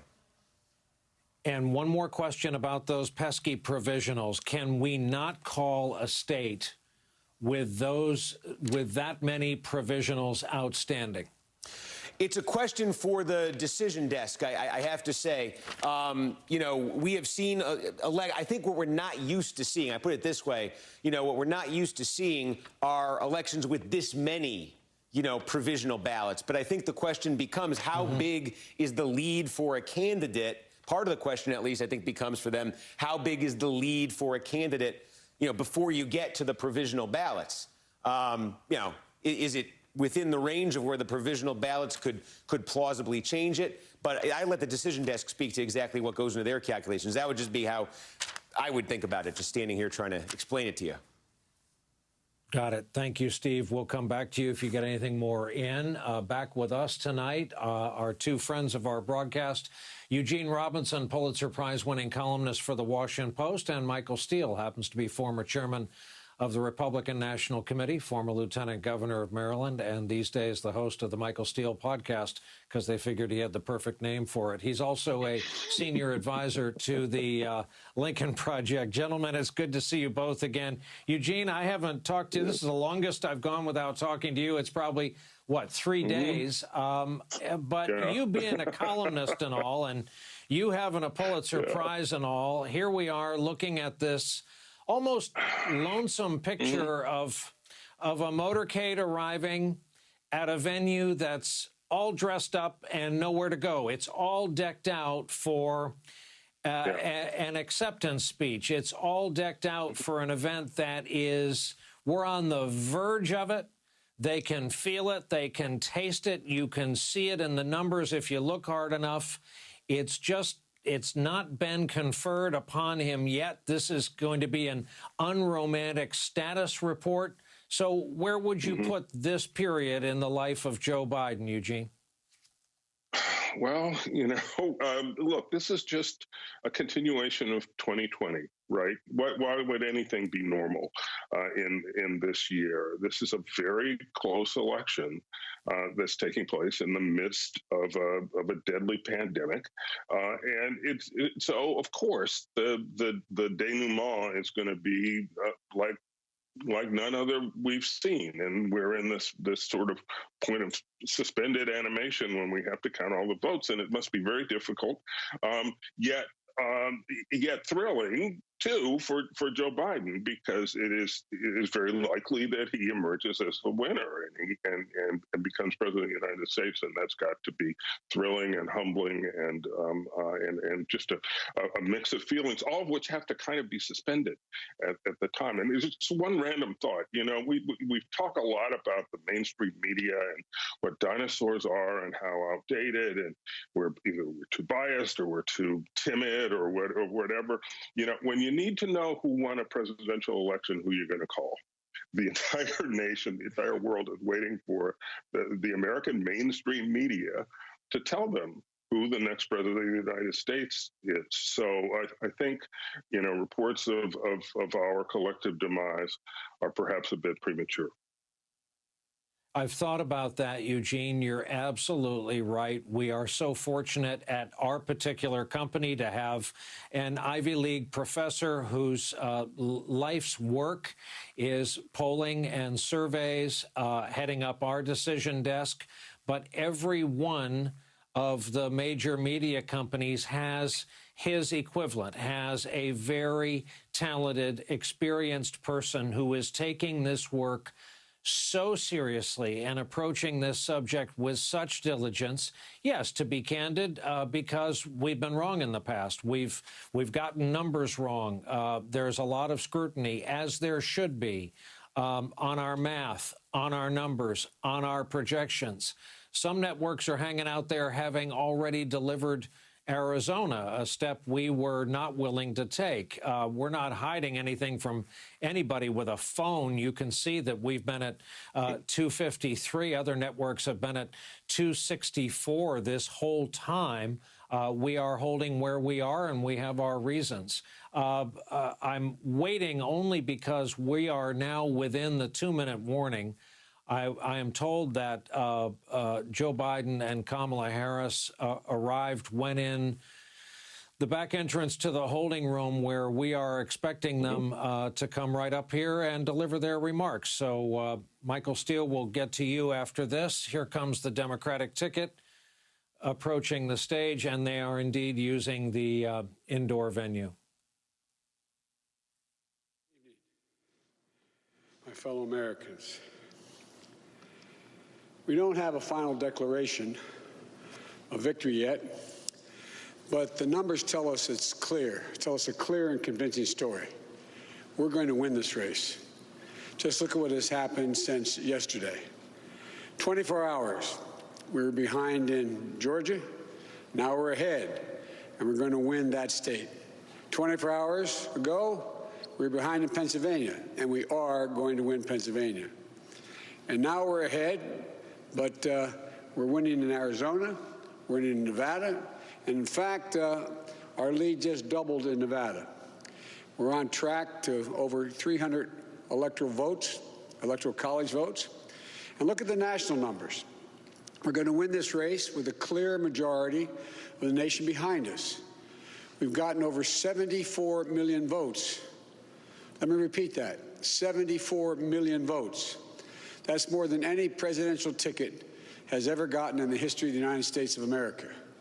And our vote total is still growing. We're beating Donald Trump by over 4 million votes. And that's a margin that's still growing as well. One of the things I'm especially proud of is how well we've done across America. And we're going to be the first Democrat to win in Arizona in 24 years. We're going to be the first Democrat to win Georgia in 28 years. And we've rebuilt the blue wall in the middle of the country that crumbled just 4 years ago. Pennsylvania, Michigan, Wisconsin, the heartland of this nation. I know watching these vote tallies on TV moves very slow, and as slow as it goes, it can be numbing. But never forget, the tallies aren't just numbers. They represent votes and voters, men and women who exercise their fundamental right to have their voice heard. And what's becoming clear each hour is that record number of Americans of all races, faiths, religions chose change over more of the same.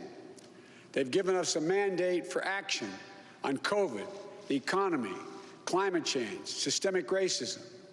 They made it clear they want the country to come together, not continue to pull apart. The people spoke, more than 74 million Americans, and they spoke loudly for our ticket. But while we're waiting for the final results, I want people to know we're not waiting to get the work done and start the process. Yesterday, Senator Harris and I held meetings with groups of experts on public health and the economic crisis this country is facing. The pandemic, as you also know, is getting more worrisome all across the country. Daily cases are skyrocketing, and it's now believed that we could see as many as 200,000 cases in a single day. The death toll is approaching 240,000 lives lost to this virus.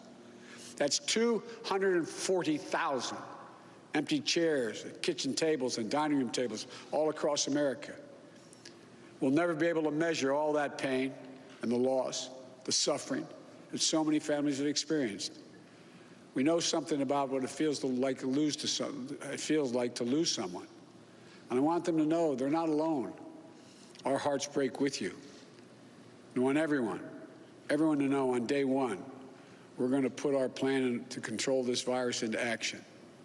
We can't save any of the lives lost, any of those who have been lost, but we can save a lot of lives in the months ahead. Senator Harris and I also heard yesterday about how this recovery is slowing.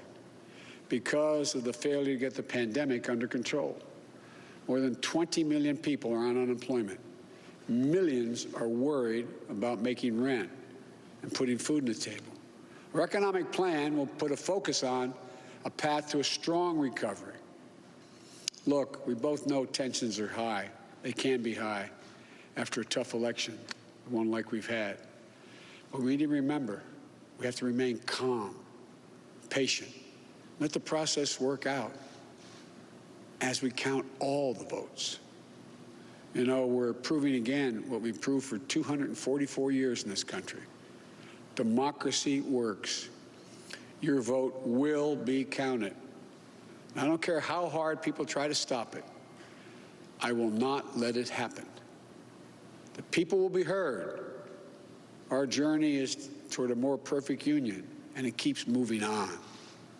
In America, we hold strong views. We have strong disagreements, and that's okay.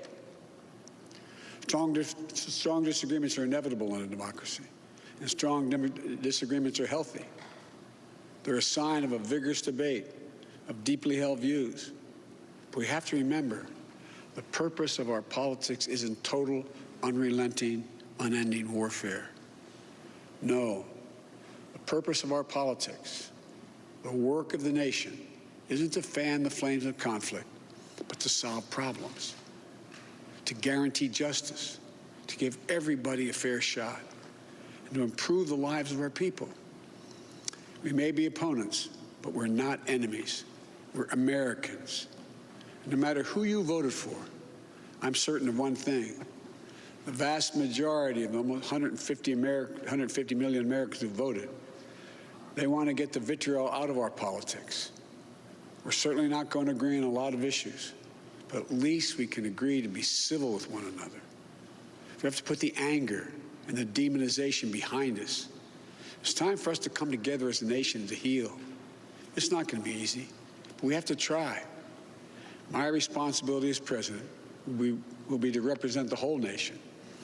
And I want you to know that I'll work as hard for those who voted against me as those who voted for me. That's the job. That's the job. It's called the duty of care for all Americans. We have serious problems to deal with, from COVID to the economy to racial justice to climate change. We don't have any more time to waste on partisan warfare. You know, and more than that, we have such an incredible opportunity to build the future we want for our kids and our grandkids. I've said many, many times, I've never been more optimistic about the future of this nation. There is no reason we can't own the 21st century. We just need to remember who we are. This is the United States of America. And there's never been anything we've been unable to do, unable to accomplish when we've done it together. I hope to be talking to you tomorrow. I want to thank you all, and may God bless you, and may God protect our troops. Good night.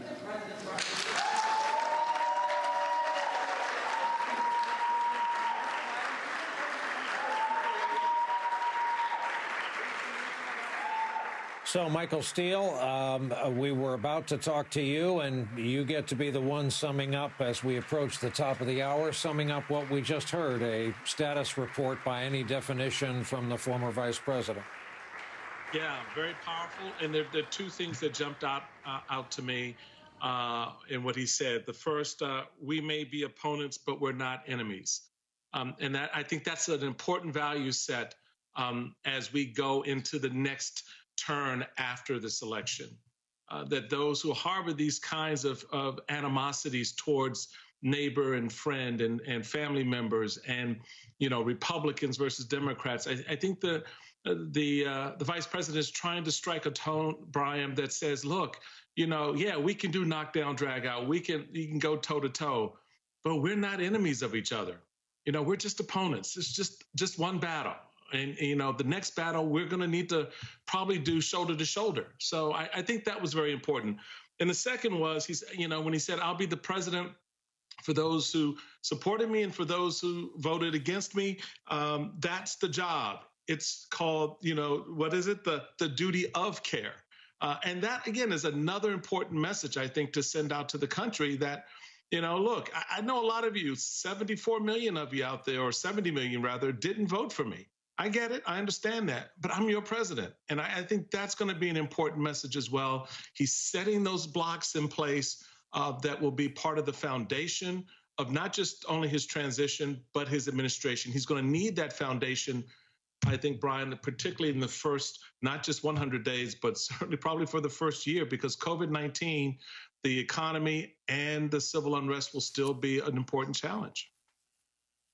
And Eugene, back over to you, because this is the conversation you and I have had so many times, that traditional notion of stewardship, the president as steward of all of us and protector, ideally, of all of us. Yes, and that's what we grew up to think of the president as the president's role and the president's job, regardless of whether it was a Republican president or a Democratic president, or regardless of whether or not we agreed or disagreed with the president's policies. Let's face it, President Trump is a president like no other. We've never had a president like that. We cannot imagine, for example, or at least I cannot imagine, that if indeed he loses, as it looks as if he will graciously hand over the reins of power. He will hand them over, but that he would do it graciously, that he would invite Vice President Biden to the White House, that he would do the things that a president does on leaving office for his successor. We can't imagine that. And that's just a very strange feeling.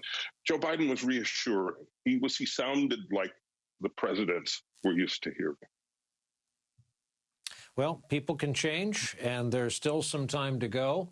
We still have to get to 270, it occurs to me. Our thanks to Michael Steele, Eugene Robinson, two friends of the broadcast, for hanging out with us tonight. And with that, at the top of the 11 o'clock hour Eastern Time, good evening once again. Day 1387 of the Trump administration, night 4 of our week-long presidential election. And a weary nation is still awaiting the final definitive call as to who will be our next president on January 20th. Right now, former Vice President Joe Biden is on the verge of reaching that goal. That much we can say. By our count, Biden still has 253 electoral votes. Donald Trump with 214. That means the former vice president just 17 shy of the magic number of 270. That means that the 20 electoral votes in Pennsylvania, to name one Commonwealth, would do it. And if you were watching, you know, a short time ago, Biden offered an update on this unusual situation. We don't have a final declaration of victory yet, but the numbers tell us it's clear, tell us a clear and convincing story. We're going to win this race. We're going to win this race with a clear majority of the nation behind us. We've gotten over 74 million votes. Let me repeat that. 74 million votes. That's more than any presidential ticket has ever gotten in the history of the United States of America. And what's becoming clear each hour is that record number of Americans of all races, faiths, religions chose change over more of the same. Biden has extended his lead over Trump in the state of Pennsylvania. A win there would mean the suspense is over. Former Vice President also continues to lead in Nevada and in Georgia, a state Democrats have not won, as you heard him say, since 1992. Biden also remains ahead in the state of Arizona, where just today Democrats officially picked up a really badly wanted Senate seat. NBC News projects the Democrat Mark Kelly has defeated the Republican incumbent Senator Martha McSally. We also know, as part of our coverage, never to be away from Steve Kornacki for too long. And so in keeping with that rule, back we go inside the studio to Steve and the big board. First of all, Steve, before we get to any new numbers that have trickled in, help me fact check Joe Biden. He says he is leading in Georgia, Pennsylvania, Arizona, and Nevada. And when all is said and done, he projects there'll be north of 300 electoral votes. Any reason to doubt any of that? Well, we could pull up the road to 270 map, and we can see where we stand right now. Let me reset this, actually. Okay, Biden 253, Trump 214. So obviously, the most direct path for Biden to the presidency right now is Pennsylvania. He is leading in Pennsylvania, and as we've been talking about tonight, with every update from these mail-in ballots that are still being counted around the state, he continues to increase its lead. It's now approaching 30,000. He's built it up to half a point, 0.5%. So, if Biden were to hold on in Pennsylvania, where he does figure to get a lot more, to build a bigger lead here as these mail ballots come in, that would put him at 273. That would make him the president-elect. Then in terms of the other electoral votes he might get, we could just go through these states quickly. North Carolina remains outstanding. Biden's trailing by a significant number there. Frankly, if you look into what's behind that, what the officials are waiting for, tough to see Biden getting the kind of votes that he needs late to overtake that. So North Carolina would be a tough one for him. Georgia, though, you mentioned, Biden does have a very slight 4,400 vote lead. It looks like pretty much all the votes are right now accounted for in Georgia. But, of course, they're in the recount zone. There's a provisional ballot. So there are a lot of factors here that, at the very least, are going to delay getting a final result from Georgia. But if Biden were to get Georgia, where he leads by the slightest of margins now, it's certainly not out of the question, that would put him up at 289. Then there's Arizona, where he's clinging to that lead over Donald Trump. Trump continues to erode it. There's a question here. Every time we get the vote updates from Arizona, we're checking the percentage of the vote that Trump's getting. Is he at the pace he needs to overtake Biden statewide? The last couple updates, Trump has been lower than. He's been short of. He's been missing the pace that he needs to be at to overtake Biden. So right now, Trump is on pace to come close, but not close enough. But still, other votes to come, so let's see. But Biden, if he does hang on there, if Trump doesn't get the votes he needs, that could put Biden at 300. And then you've got Nevada. In Nevada right now, Biden sitting on a lead of 22,000. There are tens of thousands of mail-in ballots to be counted in Clark County, Las Vegas area. Expected that Biden's going to do very well with those. There are provisional ballots. That Trump would be banking on those, but he would need an enormous share of those votes. And there's evidence there's a lot of Democratic votes in there. So if Biden were then to hang on to Nevada, that would be 306 electoral votes. Steve, two drive-by questions. Number one, are they counting any votes that have arrived post-Election Day in Pennsylvania? Number two, do you have any questions for the Arizona Secretary of State? I've got guests stacked up like jets over LaGuardia. She is 2 guests from now, but she's holding for us. Well, my question to her would just be a basic one. When do they anticipate the process being complete out there in Arizona of getting all these votes counted? And in terms of that is the key question. And I know the Pennsylvania question you ask, I know our Rahima Ellis has been talking about this.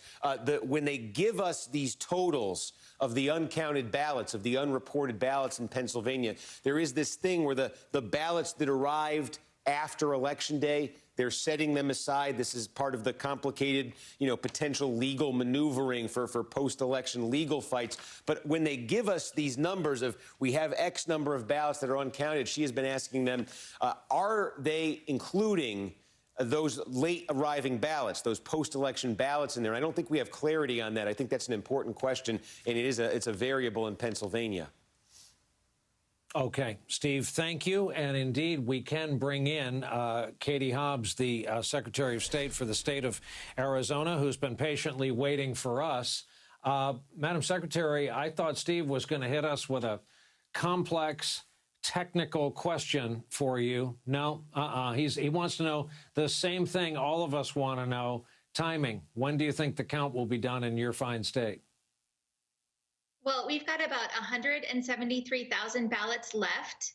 The bulk of those, 92,000, are in Maricopa County, and they plan to be counting through the weekend. They're going to update us twice tomorrow, and I think that should give us the bulk of the rest of their ballots.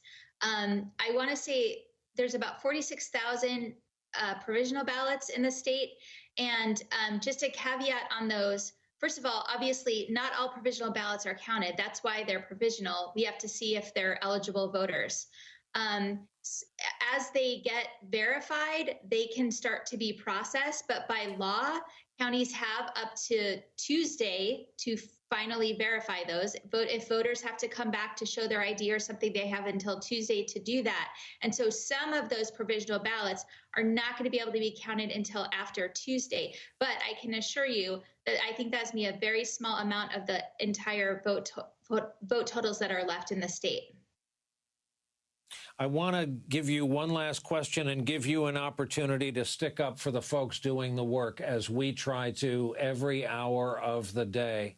It is exhausting and thankless, and the counting goes on. And I know there's also craziness going on outside the building that they can hear inside. Yeah, and thank you so much for that. These folks really are. They're working around the clock. They know the pressure is on, that Arizona is under the spotlight and that everybody wants these answers. And they are working so hard to get them to us, and having to deal with these angry protesters as they walk into and out of the building. And nobody should have to do this work of really upholding our democracy and making sure election laws are carried out, and then be badgered for doing their jobs.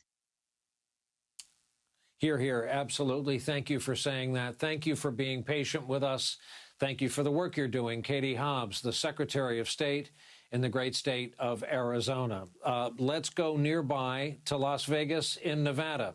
Our correspondent Joe Ling Kent is standing by there. And Joe, same circumstance. Folks in Nevada are working hard to count up all the votes as increased public attention focuses in on their work. Yeah, there's a lot of focus right now on the remaining 54,000 mail-in ballots. Then you also have the 60,000 provisional ballots that they say at the Clark County Registrar they're only going to count after they finish the mail-ins, which would be only as soon as Sunday. So there's a lot of big question marks as to how those are going to break. As we've said so many different times, you know, these mail-in ballots tend to break for the Democrats historically, but we'll have to wait and see on that front. Meanwhile, a lawsuit that was brought by an individual voter, Jill Stokey, out here that was seeking injunctive relief, an injunction to stop the counting of the vote with these certain machines that they use in Clark County, claiming that there's improper voting. That lawsuit, it has been ruled now that injunction has been denied. And so it's a loss on the legal front for Trump supporters and the Trump campaign, which initially explained what that lawsuit was at a press conference at Clark County Registrar yesterday. So there's a lot going on here. We expect to get another batch of votes tomorrow, twice in the morning and then in the afternoon. I'll be sure to ask the registrar more questions about the pace of this vote. To be honest, we haven't had a ton of access, as we have in other areas of the country, to go inside and see on a regular basis how the vote is being processed and secured and counted. So we're asking for more access to be able to see what's happening in Clark County, because as of last night, 90% of all the outstanding votes in Nevada are from Clark County, Brian. Thank you for the work you're doing there, Joe. It's good to see this trip behind you, even though we know business has yet to really come back to that city, that economic engine for the state of Nevada. Joe Ling Kent in Las Vegas for us tonight. Now, let's bring in what is our leadoff conversation, after all, for this busy hour on a Friday night. Alexi McCammon, political reporter over at Axios, and Barbara McQuaid, a veteran federal prosecutor, former U.S. attorney, in fact, for the Eastern District of Michigan. Alexi, first to you, your latest reporting on the president's mindset, the advice people are trying to give him, how much air support he will get from Republicans, how many other Republicans will stand up and remind the president and the people around him, especially if Biden goes up over 270, what's supposed to be done in this instance. You know, Brian, I actually think if we look at Joe Biden's speech tonight and President Trump's absence from today and his remarks from this week, we can see the real contrast in how President Trump is viewing the end of this election and how he can move forward. We hear him cast doubt on the legitimacy of mail-in ballots and of the very democratic process of participating in this election. And we also hear the way in which he is just sowing division and chaos in this entire process, whereas Joe Biden comes forward to talk about the way forward. He's not talking about himself. He's talking about the integrity of the process and moving forward past this moment. So we know that President Trump is looking at the same numbers that Joe Biden's team is looking at, and he's not feeling good about those things. And that's part of the reason why we are not hearing much from him, but also part of the reason why when we do hear from him, we hear the way in which he talks about it, which is not about wanting a legitimate process and wanting every person's vote to be counted, but saying that certain ballots are illegal without evidence and claiming evidence of fraud, which he doesn't have proof for, because he's seeing these numbers not move in his direction or in his favor. And we see Joe Biden kind of step up to fill this void of leadership, is the way that the Biden campaign views it, to show the American people not just who he would be right now in this moment in a contested election with President Trump, but who he would be if he were elected president and leading the American people through this moment. And so I think that's the real contrast here. Barbara McQuaid, if you were running legal for the Biden campaign, would any of these lawsuits that you see out there worry you about getting to the count of all the votes? No, frankly, not a single one. Until earlier today, I had a little bit of concern about what was happening in Pennsylvania. As you've been reporting earlier, that was the place where the state Supreme Court had said they could count ballots that were received after Election Day up until Friday, but there was some uncertainty about whether those would stick in the end or possibly be discarded by the Supreme Court. We had an order tonight by Justice Alito to say, make sure those ballots are segregated so they can be looked at later, which is exactly what the Pennsylvania Secretary of State had already ordered them to do. And what's interesting reporting is tonight, the New York Times has said those ballots are not being counted in the public reports that are being released in Pennsylvania, and that those numbers of those 3-day worth of ballots are in the thousands, but not the tens of thousands. And so with a lead by Joe Biden that's now approaching 30,000, I believe Steve Kornacki told us most recently, it seems that no matter what happens with those ballots that were received in those 3 days are just not going to matter and put a dent into Joe Biden's lead in Pennsylvania. And Barb, do you concur on this front with Neil Katyal during our conversation earlier that anytime you're suing to stop the counting of votes cast by Americans, it's a bad look? It is, Brian, because it shows that you're not trying to enfranchise people, you're trying to disenfranchise people. I read a report that said that of the 40 lawsuits that either the Trump campaign or the Republican Party was involved in across the country, in exactly 0 of them were they seeking to permit people to vote. In all of those cases, they were seeking to stop people from voting. And it is a bad look in a country where people have died for the right to vote. Alexi McCammond, NBC News has confirmed a story, I believe, that was broken by Bloomberg tonight, that Mark Meadows, the president's chief of staff, few people are any closer to him in the orbit. He was up in the residence for election night, is COVID positive again. This is Mr. Meadows' health aside, and we hope for the very best. This adds to the visual of a president trying to operate independent of the greatest mass casualty event in modern times. That was something that was kind of striking about Joe Biden's remarks tonight in terms of the contrast again. We don't hear President Trump talking about the realities of the coronavirus pandemic, even as those in his inner circle and his orbit continue to test positive and not take this as seriously as the rest of the country is forced to, because of our entire way of life is upended by this pandemic. We heard Joe Biden talk about families who are grieving because they've lost loved ones to this virus and saying that they won't have to deal with this alone.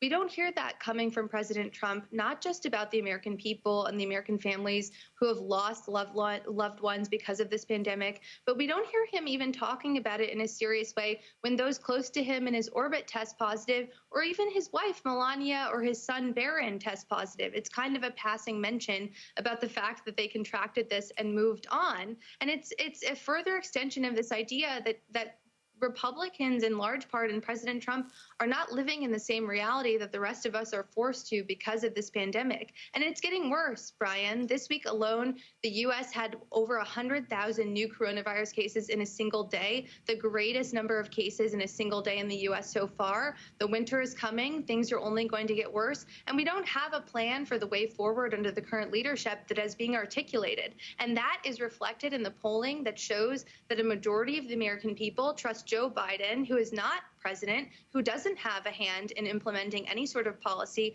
in dealing with this. They trust Joe Biden to handle this pandemic more than Donald Trump, who is currently handling this pandemic. And I think that's reflected in the way that he talks about it or doesn't talk about it. And it's also reflected in the way that the folks around him can track this virus and continue to sort of move about life in a normal way without taking it seriously. These two guests, both friends of our broadcast, have run the gamut from law to politics to the current pandemic. Our thanks to Alexi McCammon and Barbara McQuaid, who is lucky we're out of time because she still has to answer for that Michigan State-Michigan game, perhaps next time. Too soon. Thank you both. Great to see you both.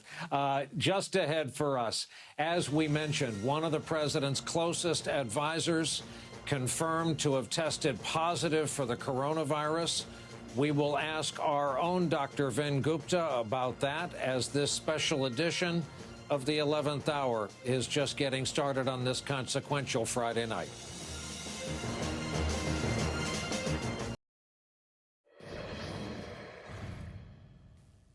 In the midst of this historic election, another grim milestone in the coronavirus pandemic, NBC News confirming another single-day record, and it's a grim one. Over 122,000 cases reported just today in our country. The death toll is now north of 236,000 souls. Back with us again tonight, Dr. Vin Gupta, critical care doc specializing in these types of illnesses, also an affiliate assistant professor at the University of Washington's Institute for Health Metrics and Evaluation. And as I like to remind him, to embarrass him on national television, he has degrees from, in no particular order, Princeton, Cambridge, Harvard, and Columbia Med, and in his spare time serves our country in the U.S. Air Force Reserve. Doc, I've got to tell you, we're losing over 1,000 souls a day. We have 122,000 of a new caseload just today only. I get that our attention is elsewhere, a presidential campaign that is centered around an uncontrolled pandemic in our country, but these numbers this week really underscore that word, uncontrolled. Good evening, Brian. Good to see you. You nailed it. And this is, I know there's the universe, the reality that we've come to expect from our current elected leaders that are still guiding our response until January 20th. But here's the alternate reality that maybe Americans don't see as often that I'd like to provide a window into. There is a healthcare worker shortage, especially ICU providers, my kin, our respiratory therapists, our dialysis nurses, our ICU nurses. They are in short supply. So, Brian, we talk about ICU bed capacity in places like the Dakota Plains, where they're issuing disaster credentials for ICU nurses and docs. Utah, you're talking about in places like Belgium, in the EU, where they're having massive lockdowns or needing military personnel to get deployed. In El Paso, military personnel are getting deployed. We're in the middle of a disaster. We need our leaders to act like it, Brian. And that's the big key here. Because estimates from IHME, my home institute, suggest 2,200 deaths a day by the middle of January. We're exhausted talking about it, but we're in the worst of it right now, and this is where we need leadership. This is where we need the public's attention most focused. All right, let me take you up on that. If I could snap back the public's attention to just dealing in this pandemic, what could we do this week that would be a deposit on bringing these numbers down? You bet. So as always, a demo here. If you don't have it already, go to any department store. all Americans should move up from a cloth mask, if that's all you're wearing in public, to a 3-ply so-called surgical mask. You can get this at any department store. This, we think, is better than just your cloth mask. Cloth mask is good, but this is better. The gold standard is an N95. Of course, we don't have enough of those. That's number one. I would reconsider any Thanksgiving plans where you're convening in-home. We know just household gatherings. I've heard anecdotal stories from friends and close family where that has been, unfortunately, a close contact situation. Avoid those. I'm worried about people getting on planes now. I used to think planes, based on the initial early data, might have been a safe haven. Now we're seeing data out of Europe that even if you mask and wear eye shields, you're still exposed. There was a case in Ireland of a plane where people were just broadly exposed, came down with infection, even if they were doing all the right things. So caution on holidays, 3-ply surgical masks. And this is a demand that every American should make of their government. I hear this time and again. Hey, doc, how do you travel safely? How do you live life safely so you can go about your daily life? Everybody should have access to a home test. We need our FDA to prioritize usability studies, do what they need to do so that on-demand rapid testing at home, over the counter, is a reality, if not in the near term, at least by end of Q1 2021, so we can start to normalize life as a vaccine gets rolled out. But in this week ahead, Brian, 3-ply surgical masks and revisit holiday plans.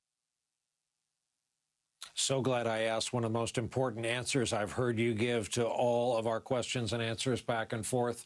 Our friend Dr. Vin Gupta, thank you so much for coming on tonight. It's important to keep attention on this topic no matter what else we're covering. More of our special edition of the 11th hour right after this break.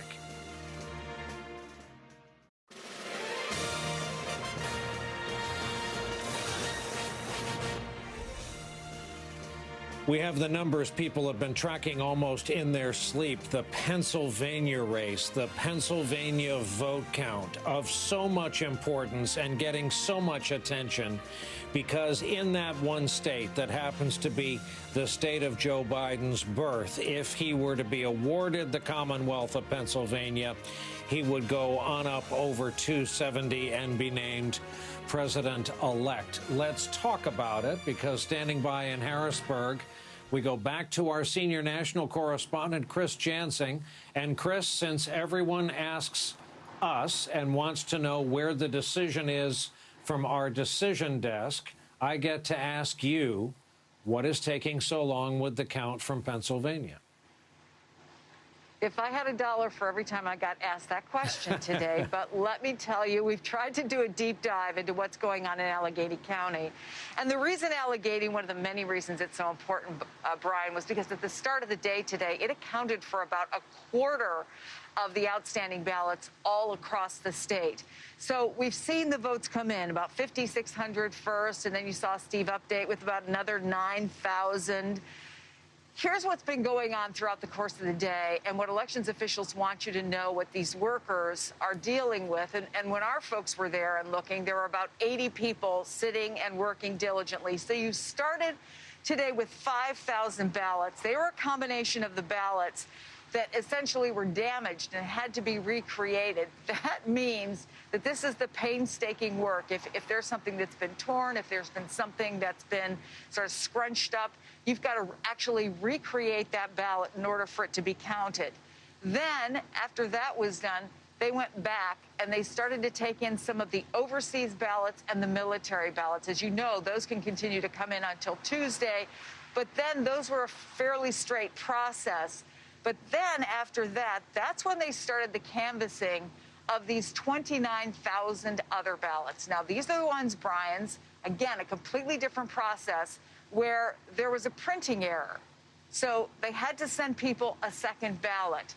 These have all been segregated, and they have to make sure that the ballots that were actually submitted are the correct ballots. So that's what these folks have been working on well into the night. Now, we just got information that a little before 11 o'clock, so probably while we were all watching Joe Biden, those folks, many of whom had been working all day, worked through their lunch, although a few of them were told to take a short break, have gone home. They're going to get some sleep, and they're going to come back, and they're going to start in the morning. It looks as though statewide, Brian, and again, these numbers are not always easy to track, There are now less than 90,000 mail-in ballots to be counted.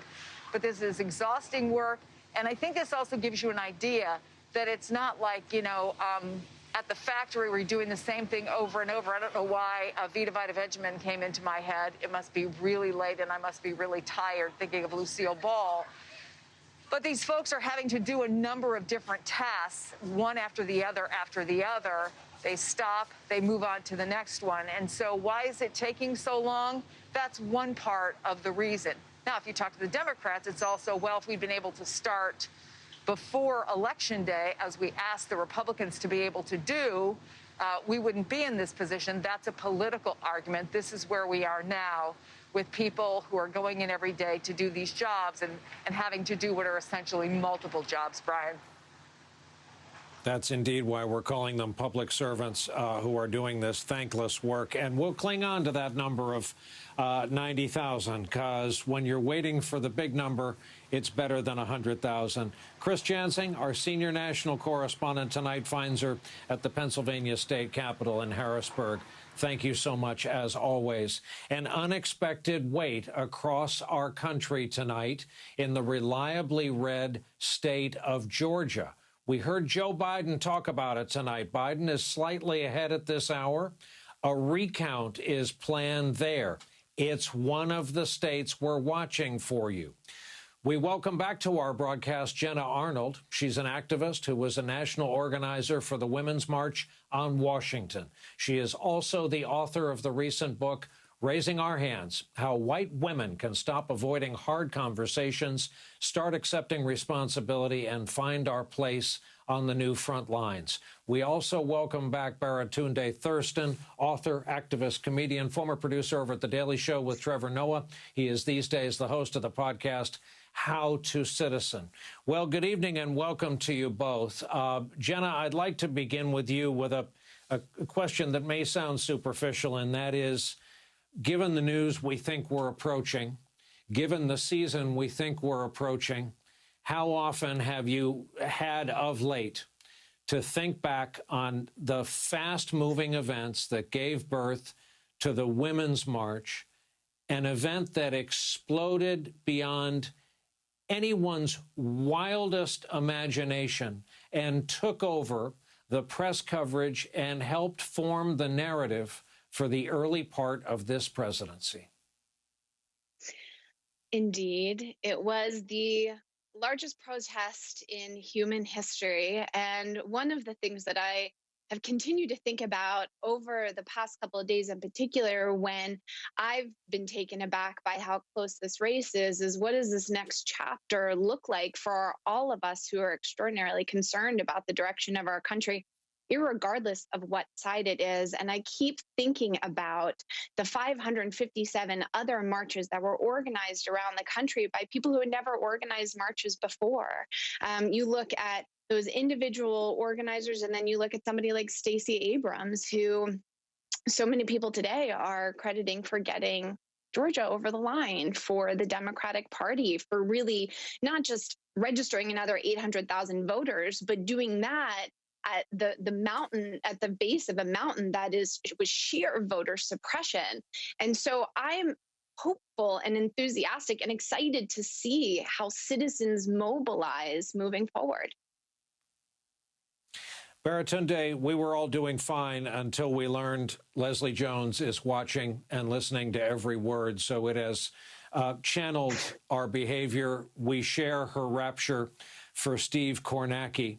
Having established that, the great political philosopher and better than average guitarist, Little Steven Van Zandt, said on Twitter last night, think about the results of this election. What it means is every other person you pass on the sidewalk, we know numerically, doesn't agree with you politically. What have you learned about your nation in the aftermath of this election? What's been reconfirmed for you about what you already knew? Thank you, Brian. It's good to be back here. And I want to remind anyone watching, today is Friday, which I forgot because days lost all meaning. And it's been such a confusing time. I literally tweeted out, what day is it? I have learned in part to celebrate everyone in this moment. We did our jobs. We turned out across every race, across every place. We voted in record numbers. And now we're waiting patiently and calmly, as a real leader has asked us to do, while the election officials do their jobs. And I am grateful to my fellow Americans. I'm grateful to these public servants, as you so eloquently put it. And I'm grateful to people like Stacey Abrams and those activists on the ground she shouted out for making sure this process works with integrity, with honor, and in the highest version of our country. She posted a site I want people to know about, actually, checkmyballot.net. You can check your provisional. You can make sure that you're tracking your ballot. And as we want every vote to count, I want to make sure people know about that. I've been reminded that we are still the nation that we were founded on in terms of the devastating history of white supremacy, of racial division, of inequality. And we have a lot of work to do. And that's not to be sugarcoated. That's something to be reckoned with. And now at least we have a fighting chance to get back to making this union a bit more perfect. Well, let me ask you both the same question, starting with you, Baratunde, and that is that we now know 70 million of our fellow citizens voted for Donald Trump. It's been pointed out on this and other networks every day. How does that, in a practical matter, affect the way you approach the world, starting tomorrow, affect the way you walk through your country, knowing how divergent these two sides are? It's a project that I've taken on in the show and the podcast, Brian, How to Citizen. It's one that I'm trying to live into more fully with an open heart and an open mind, while still firmly gripped to my values. I think that we have a hard road ahead. I am not of the opinion that we just go out of our way to deny who we are as progressives, for example, and pretend that we don't believe what we believe. At the same time, I know that all of us, left and right, old and young, have an opportunity to focus on what we have in common, to focus on what we all want for our society, to listen more than we pronounce, to ask more than we declare. And I want an opportunity for us to recommit to this project of citizenship as an act, not as a legal status. We can get past that, and we can try to be the nation we said we wanted to be when we wrote it down on that pretty paper a really long time ago. It's never going to be perfect, but we can make it more so. Jenna, we got to hand it to the guy. His podcast is called How to Citizen. Same question, though, to you. Well, I appreciate being able to talk about citizenship while I'm cutting the longest math class that I've ever been in with the two of you this evening. And, you know, one of the things that we have to remember about this country is that we have had such influence globally in the 21st century, not because of our political leaders, but because of our soldiers and the people who ran to manufacturing plants to support their efforts. And the trenches aren't what we traditionally think in Europe. They're not in our cul-de-sacs. They're in the elevators of our apartment buildings. They're in the aisles of Costco. And there's not going to be a turnkey solution for how we're going to be able to move forward. Nobody should be looking for that. But to Dr. Vin Gupta's point, your earlier guest, put on that 3-ply mask, walk across the street, knock on that neighbor's door and say, hey, I'm here if you need anything. Start there. And this idea, we know how to take care of each other, irregardless of the political sign that's on our front lawn. And we have to lean really hard into that if we want to become all that we are desiring to be. Baratunde, final question to you. Do you envy the work ahead of Joe Biden and Kamala Harris? I mean, it's one thing for the three of us to have this conversation. Yes, it gets Jenna out of her online math class. It's another thing to be handed the keys to this country right now and said, go lead. You have 74 million votes. I do not envy them, but I do believe in their ability to work with us to bring us to a better place. Joe Biden has been through everything we're going through. He's lost family to health crisis. He's lost family to accidents. He's been through tough economic situations. And I don't work for Joe Biden. Technically, he's about to work for me. And I just respect the journey he's been on and the humanity and the empathy he has brought to this. He has done, again, citing Dr. Gupta, Jen and I on the same wavelength here. He's taking this moment seriously. We're in a disaster moment, and we need leadership to rise to that. And I am 100% confident He gets it, and he understands there is no economy without COVID being handled. And he also understands something he said about the votes, that these are not just numbers we're looking at. They're the votes, they're our fellow Americans. And that's the same with COVID, that's the same with the economy. Those are not numbers, those are human beings that we live with, that we love with, that we depend on and who depend on us. And I cannot imagine someone more emotionally, maturely suited to this moment than Joe Biden, along with soon-to-be VP Kamala Harris. Wow, terrific answers to the both of you tonight. And by the way, strong callbacks on the previous guests. Cable news shows love that kind of thing. Jenna Arnold, I must return you to your math class with our apologies and thanks. Baratunde Thurston, thank you as always for bringing it. Another break for us. Final thoughts on the week we've had thus far from presidential historian and author Michael Beschloss right after this.